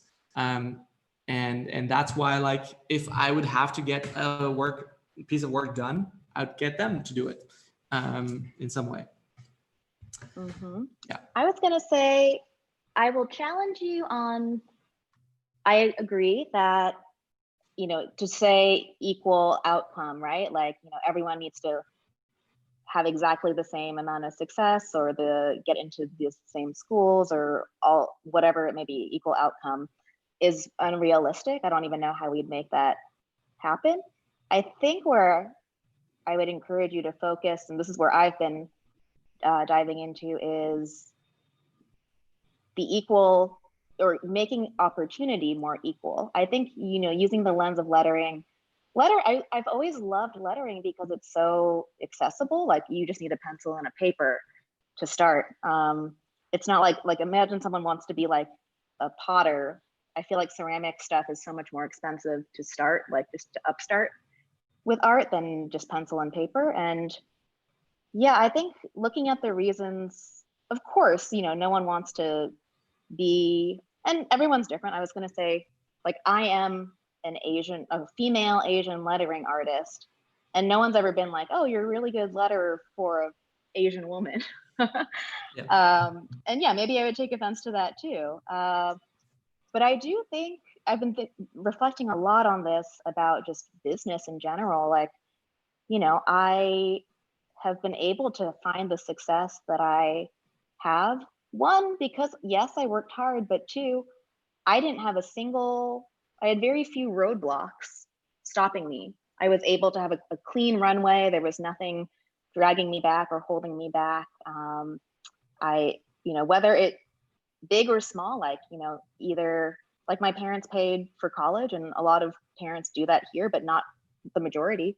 And I grew up in a community where it was just kind of assumed that you'd go to college and your parents would help you pay for it. And I know that's not the case for everybody. And it's not to say that I wouldn't be successful now if I didn't have that. But I do think that when we think about, I've been talking a lot about this with my dad, like, you know, I think you brought up Michael Jordan. You know, people will talk about Oprah or Obama or Michael Jordan, and, you know, they can do it, so anyone can do it. And I think that it's a nice story, but when we zoom out and look at averages, the best way I've heard it described is, you know, in July, right? Like, or in June, it's June right now. I can't keep track of the time. You can't predict exactly what the weather is going to be like, but we say it's summer and it's warm because on average, June tends to be warm. Like history has shown us that it's warm. And I've been thinking about, you know, current events kind of in the same way, as like, if on average a group of people is saying, hey, you know, this is unfair, or like these are the things that are holding us back, then I do think that there is a problem. Because I think that anyone, like, there's always going to be an outlier in terms of someone who did all the right things and caught, you know, the right breaks and was able to like rise above. Like, and I think this is it's what we see in movies and TV and just like on the news. It's like you get to see the top 1% of like success stories, and then you'll also see like the bottom 1% of like failures or bad things. And I've been thinking a lot about the middle, and I want to make sure that I'm, I guess, in my own business, making sure I'm taking into account the perspectives of, oh, you know, like when I give advice about pricing or I give advice about, you know, like I've had like women who are mothers reach out and be like, hey, you know, I've heard the advice that like I just need to find spare time to, you know, do what I'm passionate about, but like I have 2 kids and like I don't have any spare time, and I never know what to say, because I'm like, just because I had spare time or could make time, or like save up enough money to quit my job comfortably, doesn't mean everyone else can. And it doesn't mean that our advice has to be for everybody, because we're always speaking from my own experiences. But that's one thing I've been thinking a lot about, is like, oh, I want to make sure that the advice that I'm giving is as accessible as possible. Like if I talk about booking, you know, a 5-figure project, I should also be talking about in other videos or other parts of my courses, you know, getting your first, I don't know, couple $100 client. And I think you and I have talked about that before, and that's good. But yeah, I don't know where I was going with that. I think, I don't even, I feel like I just went on a tangent.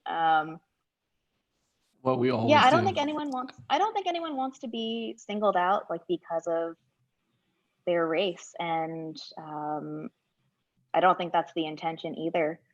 People, it's kind of like what I wrote in my email, like I've just been reflecting on how the default faces we see and teachers we have just tend to be white. And it's not because they don't deserve it, but the systems that have been in place for hundreds of years have just allowed for that to happen. And what I've been asking myself a lot is like, I wonder why that is. And when every time I dig a layer deeper, I'm like, oh, it's, you know, this law was enforced, or, you know, this part of the neighborhood people wouldn't give mortgages to, and so that's why generational wealth didn't build, and all this stuff. Like you said, learning about all the individual parts that build up the system that got us to where we are right now. It's a lot of history and information to take in.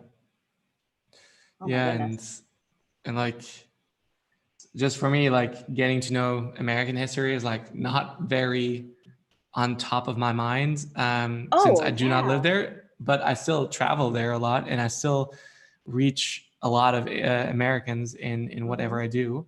But well, I was going to ask you, you know, what is it like in Switzerland? I've never been to Switzerland before. I don't know how diverse it is, or if there is racial tension or class tension. I would say that, like, saying like there's no racism would be absolutely stupid.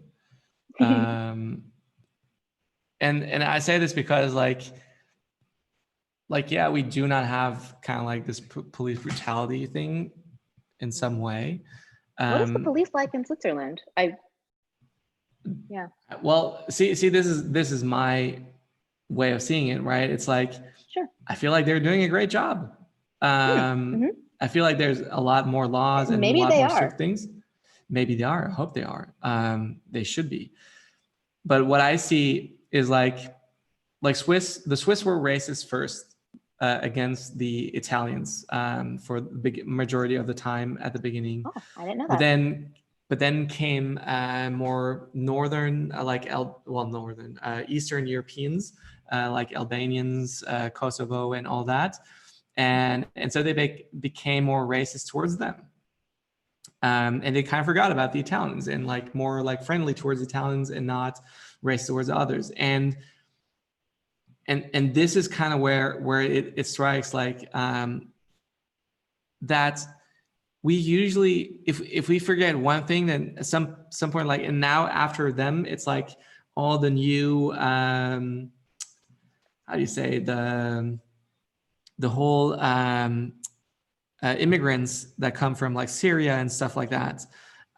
So suddenly it kind of like gives you an influx, and usually it's like you've got used to kind of like a culture custom, like you kind of know how like those people are. And so the further or the more different people are from you, you kind of want to associate. And I love Simon Sinek talking about this too, is like you go to a different country, and you meet, like you go to Thailand and you see at the hotel, there's a couple that is from the States. You immediately will be friends with them no matter who they are. If you were in the States, you would not talk to them, you'd be not interested. And usually when you go back to the States and you're like, oh, let's stay in touch, let's hang out again, and something like, either the experience, having had the experience of being in the same place and kind of like having lived the same thing connects you, but usually you have like pinpoints of things that will connect you. So kind of like for me as a German living in Switzerland, like meeting someone who's also German, like I immediately be like, hey, I'm also German, and like we can become best friends. And while I was in Australia, being also German again, like having lived in Switzerland for the longest time, like if I met someone in Switzerland or who is Swiss in Australia, I would become their best friend as well, because there's something that would connect us. And so those are kind of like those things that like we connect over easily.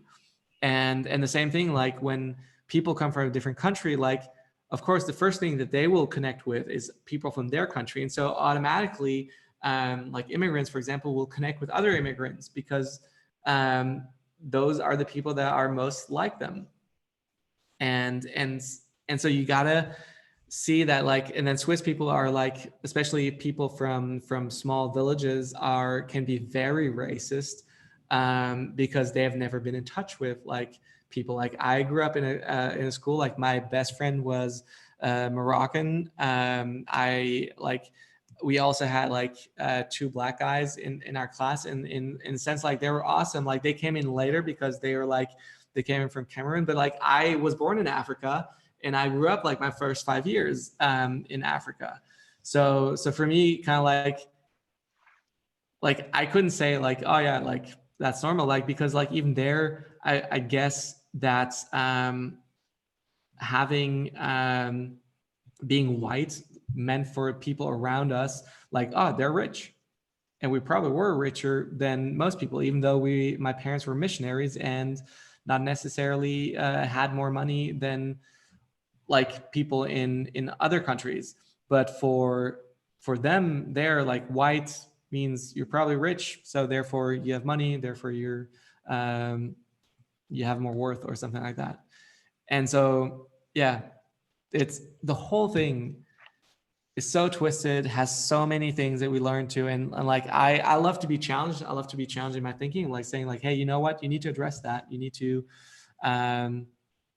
like you said, like I love to challenge you in this area. And I'm like, yeah, absolutely, let's definitely need that. Yeah, it's good to expand our thinking because, you know, and I think it's good to have, I like having these conversations with people I already have a relationship with, who know me and trust me, because there's a like implicit respect baked into the relationship where, yeah, I will always listen to someone, you know, that I care about's viewpoints. And we all come to, like, I was talking with Crystal. So Crystal and I are both vegetarian, and we were talking the other day about how, you know, I'm sure 15 years ago when I was a teenager, I never would have guessed I'd be vegetarian. I probably made fun of vegetarians, you know, being bad hunters or being, you know, hippies or whatever you want to call it. And now I am vegetarian, and my mind changed. It changed over time based on information I learned and what I felt. And I feel like the same thing is starting to happen now in a mass scale. And, you know, I know it's different because you're not based in the US, but what I see here is like people are realizing like, oh, it's like here we had like growing up, my parents didn't let us drink soda because it was unhealthy. And over time, schools have taken soda out of vending machines because kids are drinking a lot of it and it's unhealthy. And I think there's just information is just spreading where it's like, hey, we as a society are changing our viewpoint. Like I even think back to how wild, like there was a time in history where people, because it was the norm, right? Like the society you were born into. If you were born into a family that owned slaves, you probably didn't know anything else and you didn't see anything wrong with it because everyone around you was like, this is fine. And you were the weirdo if you were like, hey, this is bad.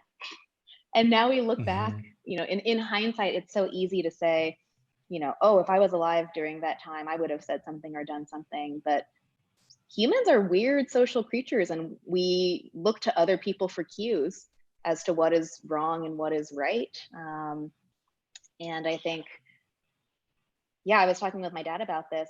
There was a point in time where the unpopular opinion was that we should end slavery.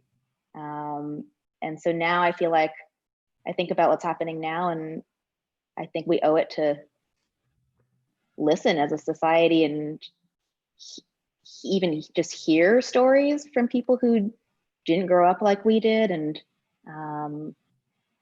question why we even have a, I guess, structure to our society in the US that is working so poorly for some people and so well for some other people. And again, I know there can't be equal outcome, but I think that we can make progress on more equal opportunity. Hold on, I got to turn the air conditioning on because it's so hot in here. Oh, really? I turned it off because I didn't want it to be noisy. I'm sorry it took me so much longer to finish than you.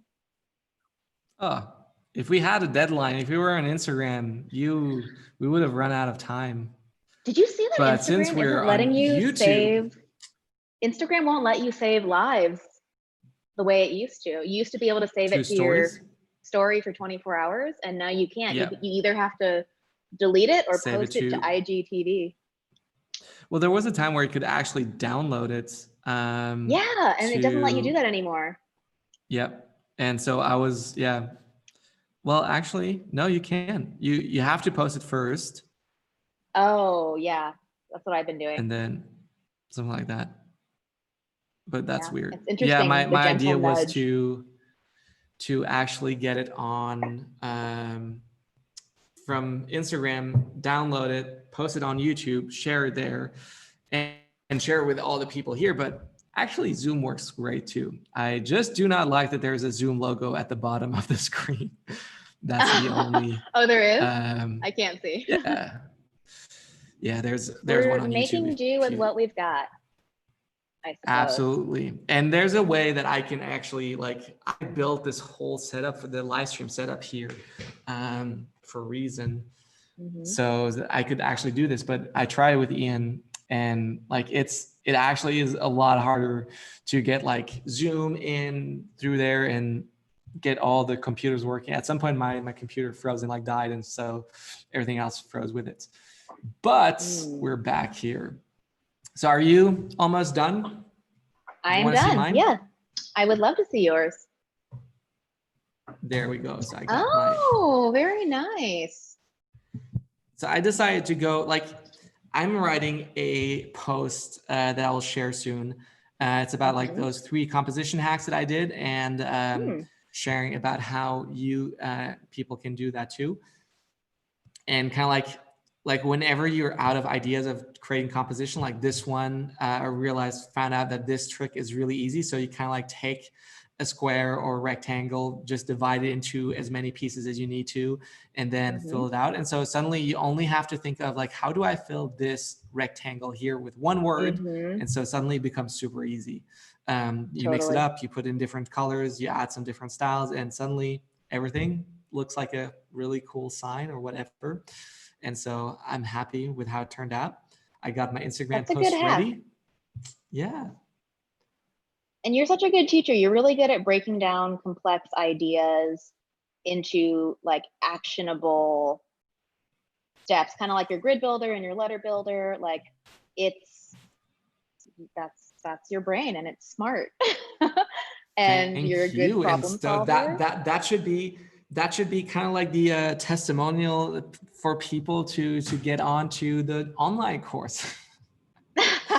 Stefan's brain See, is you're smart. advertising. I'm always Yes, right now. exactly. My brain is the whole time is thinking of like, okay, how do I like? You can't Because you say that spent you have an online course coming out, but you want to like get people excited and get people really excited about all the things. And so I edited like a whole behind the scenes video that we like cut out, and like my assistant Judith shot that, and we shared it on Patreon like weeks and months ago almost. But we're sharing it now for all our email subscribers. So if you guys want to check that out, you definitely should go to my website and then click on the link on the top. Like there's an announcement bar that is on, so you'll definitely see it there. But yeah, there's a ton of cool stuff coming up in this week. Yeah, that's amazing. And you know, I feel like you and I have both spent the last couple of years like really diving into lettering and honing our craft, and you have so much. That's what happens when you like focus on something for a sustained period of time. Like your brain is able to then connect those dots and think about something like the way you broke up that layout and explain it to other people. And it just took time to get there. So I was gonna say, yeah, there was a moment where I was like, wait, are we still live streaming? And I was like, yeah, we're live streaming, right? I don't live stream a ton. I'm not on not on YouTube, but I thought it was also a really good conversation as well. And I'm appreciative you can speak so candidly with me, and that we can, I feel like the creative community right now, yeah, we're all gonna be learning together about art and about justice. And I've been thinking about, yeah, there's space for both. And I totally understand too, like as a European, you're not well versed in US history. There's like, I would never expect for you to be the same way you wouldn't expect me to know German history like the back of my hand. And so I'm appreciative that you're open to learning about it, because you have, you know, a large audience in the US as well. That's the interesting thing about being the internet globe, like opening up everything, is like we have audience members who don't live anywhere near us or who are so different from us. And it's interesting to see everything, so many different conversations happening at the same time. Oh yeah. And to like I think a lot of us operate as, like, you and I are in this camp, like our businesses, like our Instagram is a business, but we're also like people businesses, like people connect with us and we share things from our lives. And it's a interesting time to be a person on the internet.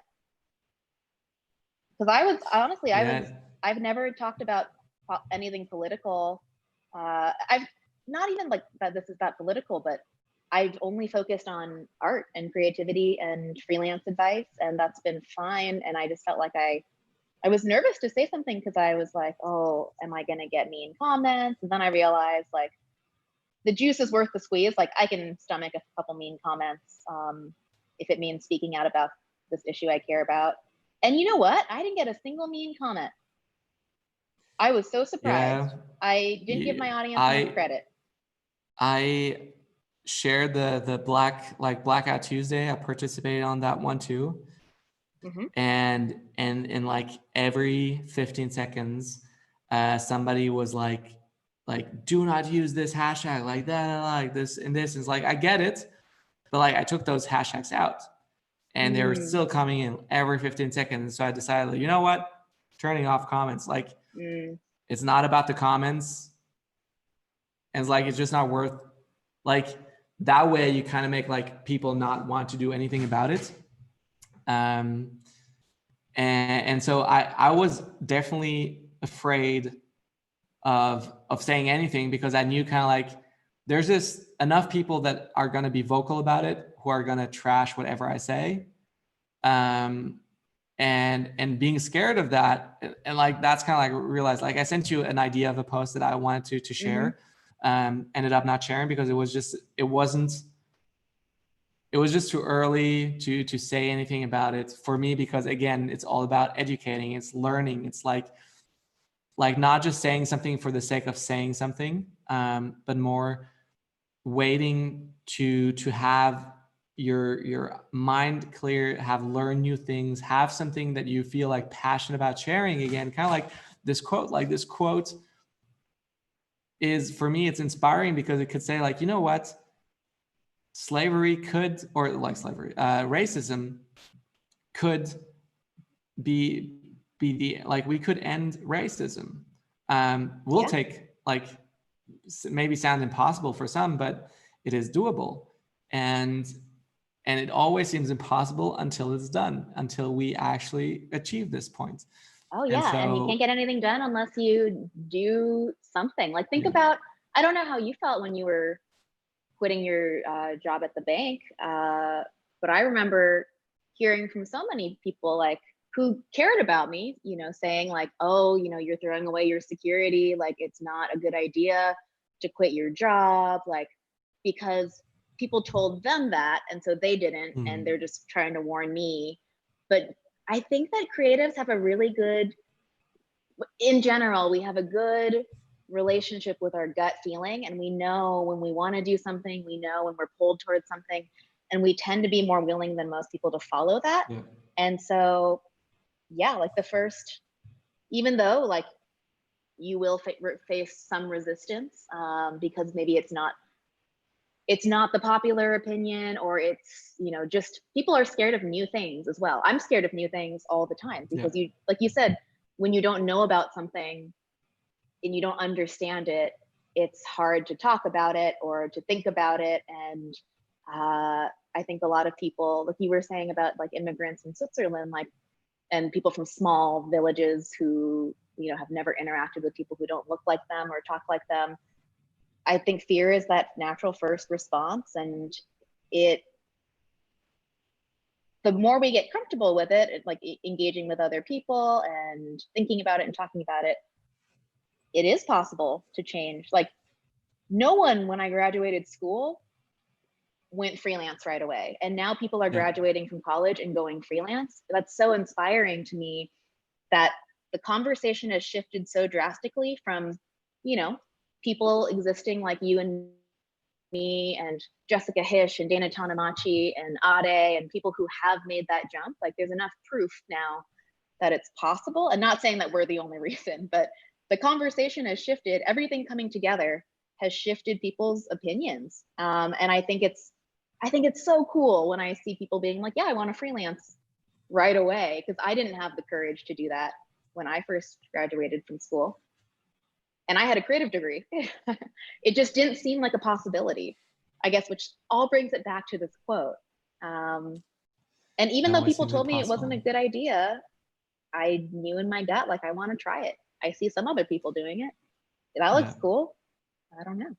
I felt like I needed to add some more flourishes to kind of fill out my layout. This is what I love now, seeing your process, kind of like at the beginning, like seeing all the gaps, you're like, how will this turn out? But how you kind of like brought in the style of, like, again, the symmetry of everything you created with the ornaments. It's crazy, and it like shows your style, portrays your style really, really well. It's beautiful. Well, thank you. I think your style is really cool too. It's cool seeing how people work, because oftentimes we only see the finished product, and we don't know, what is the phrase? Showing people how the sausage gets made. That's so gross. I think it's cool, like, to see how other people work. And like Crystal even taught me the coolest trick.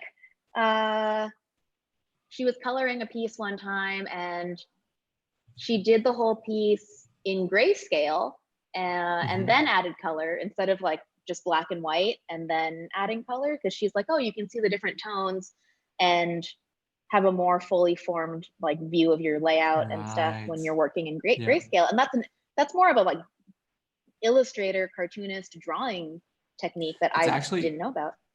even photographers, when you edit pictures, because Really? I didn't know contrasting that. colors, yeah, you would usually switch over to black and white to see like you look at a picture and you're like, wait a minute, that doesn't really pop out anything, like there's something missing. And then you go into the contrast or like the black and white mode and you realize like, yeah, the image is totally flat. And then you see like, oh, okay, let me touch up those colors, let me change up these colors and kind of like add contrast to these elements. And so that is very helpful. It's kind of like with drawings, it's kind of like zooming it out all the way back to just see like how much does actually stand out. Does it stand out? Can I still read it? And so on. Because if you look at the full scale, you always like, oh yeah, it's clear. But until you zoom out really far, you do not see that. I see. That's why it's cool to be a multifaceted creative, because you know all these things about, like you taught me a food thing today. Usually I'm the one talking about food, but now I won't put my apples next to my bananas. I heard you're not supposed to put your onions near your potatoes because the same thing happens. Like it's the gas that it releases is a bad reaction. Exactly. No, but this is where like this could be a podcast episode again. It's kind of like being a jack of all trades or a specialist. And for me, kind of like the image that I got over the last weeks was like, got to illustrate that. So a lot of people see like, if you are a specialist, like you got all this potential of having stuff in here that you will want to try to fit outside like a bottle, and it's kind of like everything you are doing is like getting through a bottleneck. And so that is frustrating. But because it, like they see like, oh, I have all this potential, but if I only want to focus on one thing, like it will feel like a bottleneck. And what I saw, like, you know what, like turn the thing around. Like you got all these different, like you love photography, you love illustration, you love lettering, and then you love what else? You love maybe music, but then you learn like, how can I combine all of these things into one? And so you kind of let all of these, and my illustration right now looks terrible, but hey, we're getting there. I love it. Like it all goes into one massive bucket. And that's kind of the thing that I've learned for me. Like I love business.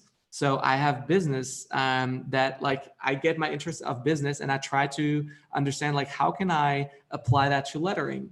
And so I have this big bucket here with my lettering business. And so there's the one side that is lettering related. And I try to get everything into this lettering bucket. I love drawing. And so illustration is also something that I want to learn more of.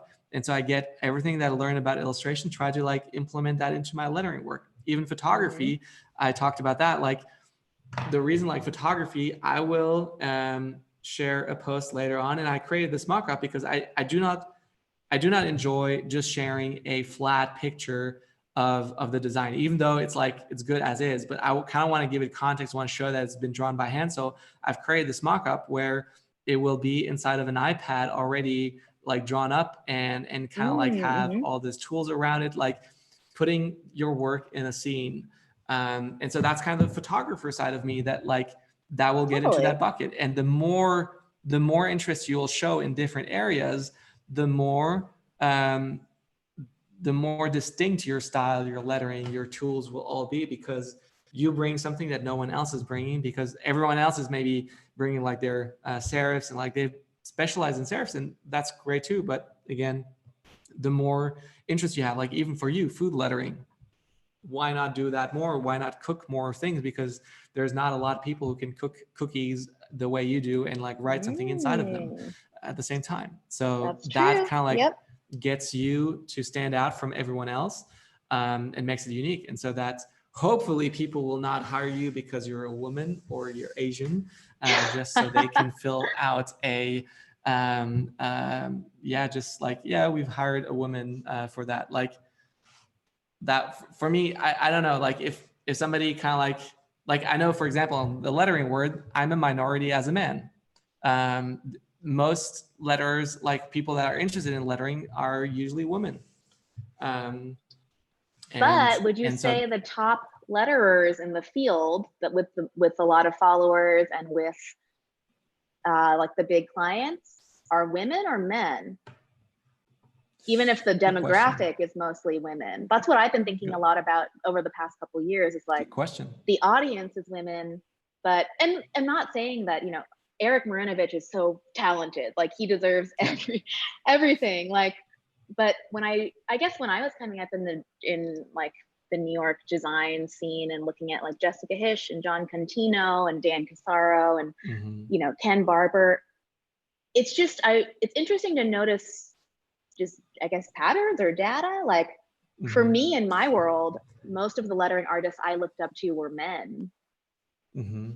Well, I saw like Jessica Hish, Martina Flor, you. I saw Louis Philly, Dana Tanamachi. I saw who else did I see? Well, Amanda Arneal was also a bigger name, but I saw a lot of women in that field, running that field.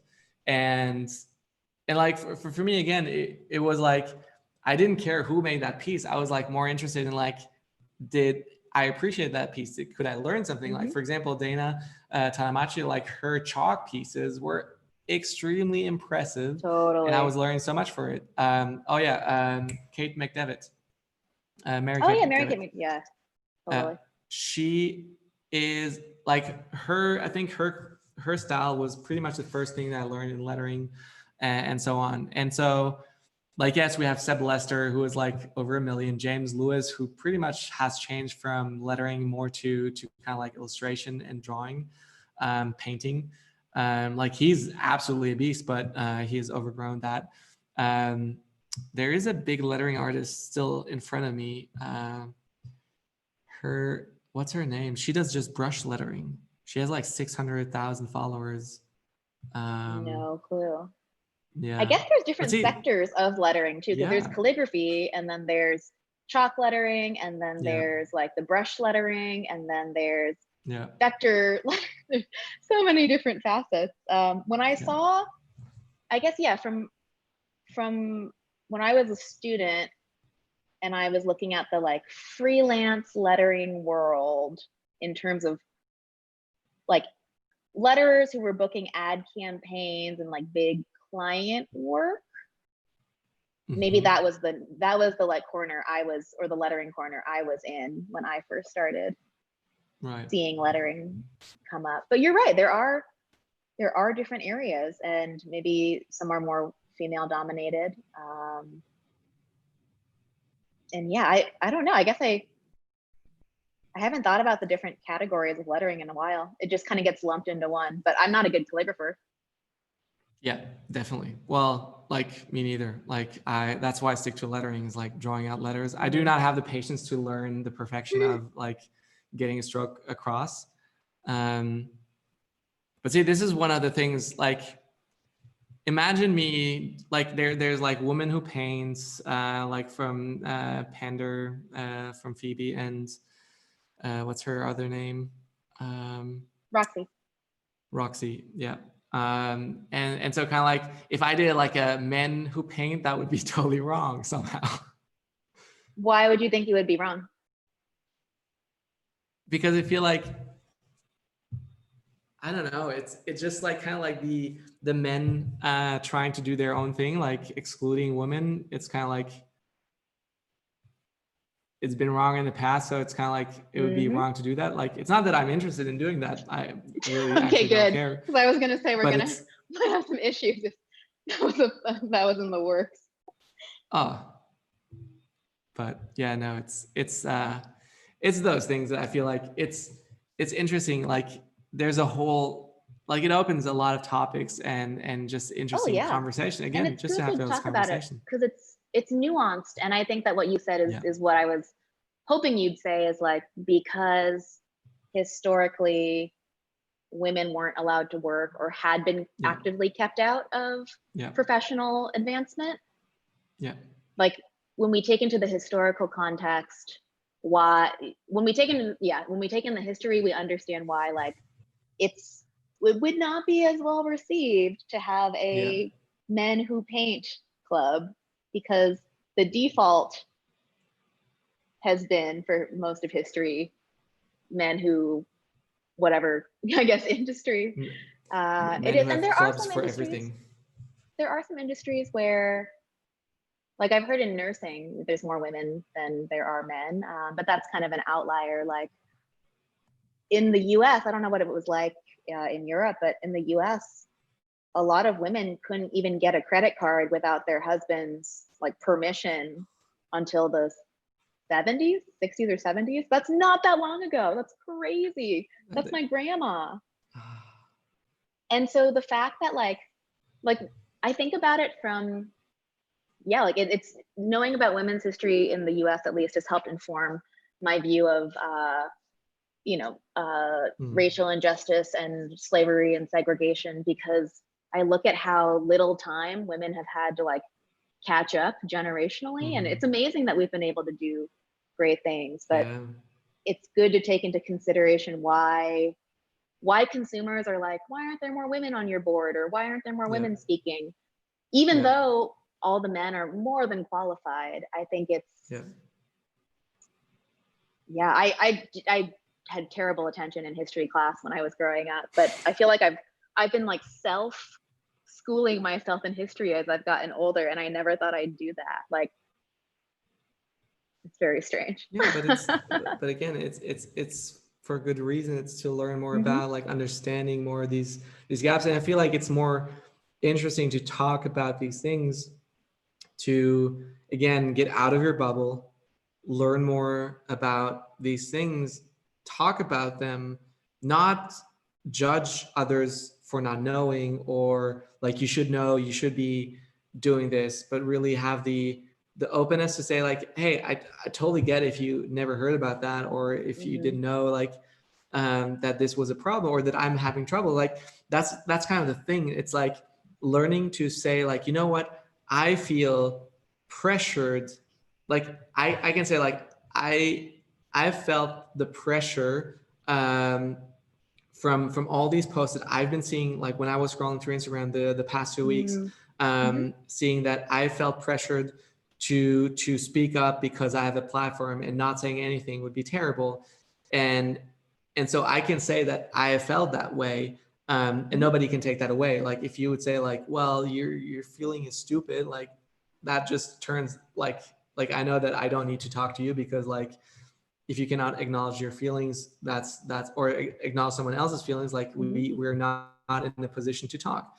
And so being able to say like, you know what, I feel totally undereducated in this area, not knowing about this. So would you please help elaborate so I could learn? And then it's up to you, like saying like, you know what, I feel like it's not my job to do that. I'm like, well, that's totally okay. And it's totally your right to feel that way, to not like I had some people like saying like now you're coming out and asking us about all of this, like where were you last year? And I'm like, yeah, I know, I'm sorry. And that's why like Acho is like is great. Like he's saying like, you know what, I'm creating a format, and like what's this called, the show, Uncomfortable conversations with a Black man. Yeah, brilliant. And it's good, it's helpful, it's one perspective. Again, it's just it's also from someone who has made it, like he's a Fox newscaster. And it'd be great if we get more, again, get out of our bubble, learn from other people as well. And the same way for me, like always try to get more people in, hear their stories, understand like where they're coming from, how they've like they grew up. Like when I quit my job at the bank and I told my family, or my family was over from Germany, my uncle came to me and said like, you know what, like he cried He cried. He had tears in his eyes because he said, you Mm. know what? My dad, he, so my grandpa, he told him, you need to be like, you need to have a stable job. You cannot leave your job. And so he worked for the government in finance, Mm-hmm. something. And he always wanted to do a job where he could work with his hands. Mm-hmm. And he never got to do that. And so when Mm. he heard that I quit my banking job, the financing job, he teared up, and I saw him this past week, and he, like, his wife just said, like, I'm not sure if you remember this, and I'm like, I totally remember, like, this. I was shook, like, this totally touched me, because to hear his sides, hearing that, like, you know what you are getting, what you're able to do was not normal, that your parents just allow you to do that, that's not normal, or it wasn't normal years back. Mm-hmm. And that gave me a full new appreciation again for what I get to do.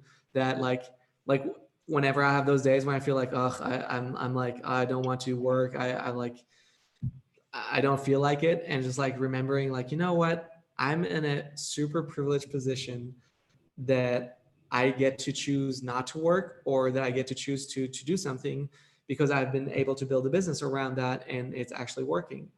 And so having always these other point of views is helpful to kind of like get better, bigger, brighter, broader picture. Of course. And like I said, I think the best conversations are ones where, like, yeah, DMs and comments aren't always the best because you don't know each other, and someone could be completely justified in their frustration at, let's say, like, for example, like, oh, Stefan, like, why didn't you post a year ago or something?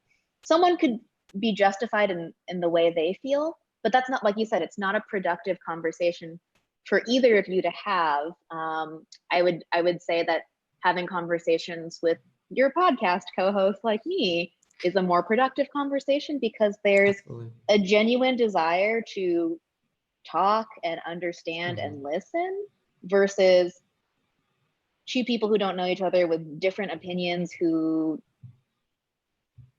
are like, the same way someone could be validated in their feelings of frustration and come off in a mean way to you, and you are validated in your, like, hey, like, I don't know, and I want to, like, I need some time. That's just, yeah, it's not gonna be a net positive for either of you. And Mm-hmm. social media is weird because now we choose what parts we want to share online, and that wasn't a part that I was sharing before. And I certainly considered, you know, do I, like, I'm educated enough on this, I know how I personally feel, does that go on my Instagram? And Mm-hmm. I decided yes. And it, I personally haven't been, I haven't felt called to get upset at people who haven't spoken out a lot or haven't spoken out at all, because I don't know what net good that it does. But some people feel differently, where they're like, we want to put pressure on people to, like, quote unquote, do the right thing. Like, I actually had someone DM me maybe 6 months ago. No, maybe 4 months ago, and ask very politely, and, like, she's like, I'm a huge fan. Like, I just wanted to ask why you never talk about politics on your Instagram, Mm-hmm. because, you have such a large audience and people will listen to you. And it seems like you might have progressive politics, but why don't you share any of it? And I honestly told her, like, I have mostly focused on art. Like, I kind of thought that, like, the clients that I take and the, me posting vegetarian food once in a while, like, I was like, oh, I thought my politics are kind of like implied. And the truth is, though, like, it made me uncomfortable to think about posting anything political, because I didn't want to upset anyone. And I didn't feel like it was my place. But by her, and we had a very nice conversation. She's actually one of my students. And, fast forward 4 months to now, it's not like I think about that conversation every day, but because I had already been feeling like, do I want to use my platform to say something? I think her gentle nudge 4 months ago helped me make a decision now. Like, I had already been thinking about it. And so I think, and this is my take, like, I think people can respectfully say, hey, I'd appreciate if you talked about this because of X, Y, and Z reason it's important, versus yelling at you and telling you you're a bad person. Not to say that I don't know what happened or what people were commenting or saying, but yeah, I think I was talking with my dad about this too. Like, he's like, why can't we all just like meet in the middle? And I was thinking about it and I was like, well, if we meet in the middle, that means we're meeting at neutral, and that means nothing changes and something has to change. I don't know how much will or how much needs to in our lifetime, but neutral is closer to nothing than it is to something, I suppose. And I mean, I'll admit, like, in my life, I'm neutral on a lot of things because it doesn't affect me or because I just don't know about it. It's not happening in my country. And so I think people are understandably frustrated, and I'm sorry if any of it got taken out on you, but I will say that I'm glad that you're thinking about it and finding videos and learning. Yeah. And it's like the pressure helped me kind of like to, you know what, like not just give up and just stop being interested. Yeah. Like it pushed me to say, like, you know what, like I need to do something. Like it's not going to go away so fast. And even if it would go away so fast, it's still a right thing to do. Like people are suffering because of it. And like, I remember, and I know kind of like why I probably had this bad experience. Like I created this post where I took a picture of Greta and like use one of her pieces where she holds up a cardboard piece and do that. And I kind of like took that image, like once, like I was frustrated at people holding up signs that were just terrible or just not designed well as a designer. And I just wanted like play the joke of like, you know what if we protested with like beautiful signs, and then kind of like doing this thing of like, hey, Greta, if you want me to design a better sign for you, let me know. And kind of like opening up and saying like, hey, you know what, I'm available to design you, and I'm happy to design you a better sign. Kind of like walking by a coffee shop that has a terrible sign, like you want to make sure that their sign looks awesome. And so I posted that one, and I was losing, I think, 100 followers per hour while it was out. And so because I realized she was extremely controversial, and not just in one way, like there are people who were like, she's just a kid, and so unfollowed. Then others were like, she like, why are you doing politics suddenly? Unfollow. Why are you doing this environmental thing? Like there's no truth to that. And like there are so many different reasons why they didn't like the post. And I realized, you know what, like again, I don't have any skin in the game. I'm not at all interested in saving. Well, I am interested in doing my part in saving the environment and doing the best that I can. But again, I'm not vested into it as much as most of them are, or really going the lengths that she goes.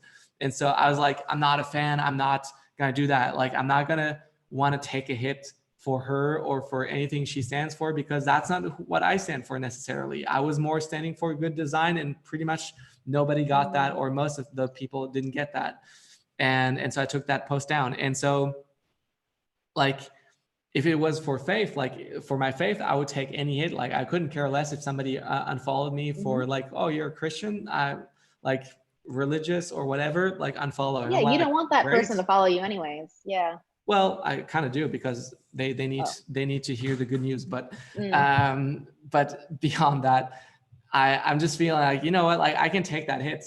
And so on one hand, I feel kind of like sad that I was saying this, but seeing like, you know, I was afraid of taking a hit for saying anything, like being a white man, saying something around Black Lives Matters. Like it's not really, well, like it is my fight. And like, I'm learning more and more, like, you know what, like I can be the voice that talks to white people and kind of Mhm. like help them to find the right videos, help them to find the things Yes. that like share, and like kind of like I cannot educate people and saying like, you know, No. like Black people have to have that talk. Like it's so much stronger if it comes from Black people, Mhm. and showing them like videos of like classes in schools where they show that, and I'm like, whoa, like that's what people need to see. And so I get to share that and share the good content. Um, Yeah. and so again, I feel like I came from that perspective where like I don't want to take a hit for something that I necessarily not am strongly like fighting for already. Like I'm a big advocate for that. But I'm an advocate for life, for people, for humanity, and believing, you know what, like believing in second chances, believing in people. And so like that's what our faith is all about, is like, hey, you know what, like we're not perfect, and we still like we didn't merit our salvation or being saved in sense like we do not work to be good or anything. No, we just it's a gift that has been given to us. And so kind of like being that is the premise. And so anyone matters. um and yeah. Yeah, it's interesting. Interesting. The I remember this was a while ago. I do remember reading or seeing that post because you told me about it, the Greta post on, I think we were recording a podcast and then I checked it out later that day or something. And yeah, there are going to be people who are like, you know, stick to art, don't do like nothing political. And I don't think you were even trying to be political with it, but the topic in itself, like in, you know, climate change, the environment is just a politicized topic where people are polarized. It's polarizing and it really shouldn't be too polarizing. Anyways, I think one thing I've noticed and seen, that maybe this will help give you some perspective the next time if you do want to speak out about something, is thinking about the impact of whatever post you're making. What is it directly benefiting the cause that it stands for? Like I saw a lot of brands and people get, you know, a lot of mean comments this week because they would post something about, you know, this is terrible, we need to do better, we will do better. And I think it's similar. Oh, I gave like when we were texting, like, how is this piece of art or how is this thing going to help the cause? And if it doesn't make a direct impact, maybe there's a different way to express it. Or yeah, like I don't know if you saw that article I shared, but it was written by this designer named Shessa Grant, and she was talking about how like Black Lives Matter isn't a prompt, it's not a design challenge. Like, don't make art about it just because it's popular or trendy right now. If you are going to make art, like the very least you can do is, you know, donate the proceeds or put a link to resources where people can learn. But yeah, I do remember the Greta post, and I think that maybe some other people had just a slightly adverse reaction because it wasn't necessarily advocating.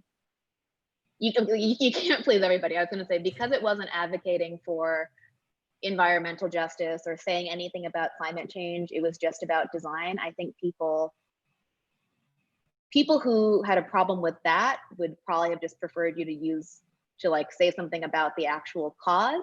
But then of course people are going to, on the other side, are going to get upset too, being like, why are you talking about politics? So my structure for myself moving forward, when I talk about any like strong opinion, is to just make a definitive, like, here's where I stand, this is definitely what I believe, so that people who support me or support the same view can be like, yes, like, thank you for taking action, and, you know, always making sure that my post is directly impacting the cause that I'm posting about. And then people who don't agree, we're going to unfollow anyways, no matter how vague or specific I was about the topic. So that's what I've been reflecting on and how I think I'm going to be moving forward. But it's tough because I understand, like, if you spent the last couple of years building an Instagram around creativity and positivity, it is jarring to be like, wait, this is my first time posting about something like this. Like, and you're right, like, there are going to be people who hate it and people who love it. And, because it's, you know, in this specific instance, like a human rights issue, people are going to be, this seems to be a very polarizing issue. So I am glad you posted the Black Square, at least in solidarity. And if anyone says anything different, then that's their opinion. And the Black Square was like, people were arguing about that for everybody. It seemed very, very confusing. I don't know. Because like, if you don't say anything, people are going to say you don't care. And if you do say something, and if you do post the Black Square, people will say, oh, you're not doing enough. And maybe there's validity to it, but there's a lot of stuff that you can do behind the scenes. Like, you're educating yourself because you're not American. It makes sense. So yeah, I don't know. I think so much to unpack, so much to learn, but it was great talking to you. Good. And I know we haven't talked this long in such a long time, so I'm not surprised we chatted for so long. I actually have a call with my agent in 5 minutes, so I gotta. I bet you do. Well, say hi to Ryan for me. I will. Well, I'm gonna just close off this talk here. I'm gonna end the YouTube. And are people still watching? Some people are still here. We have some really good people. People are still joining in. Very engaging conversation. So far, concurrent viewers, 60 people, and playback so far, 1,200 people, as YouTube shows me. So, oh my goodness.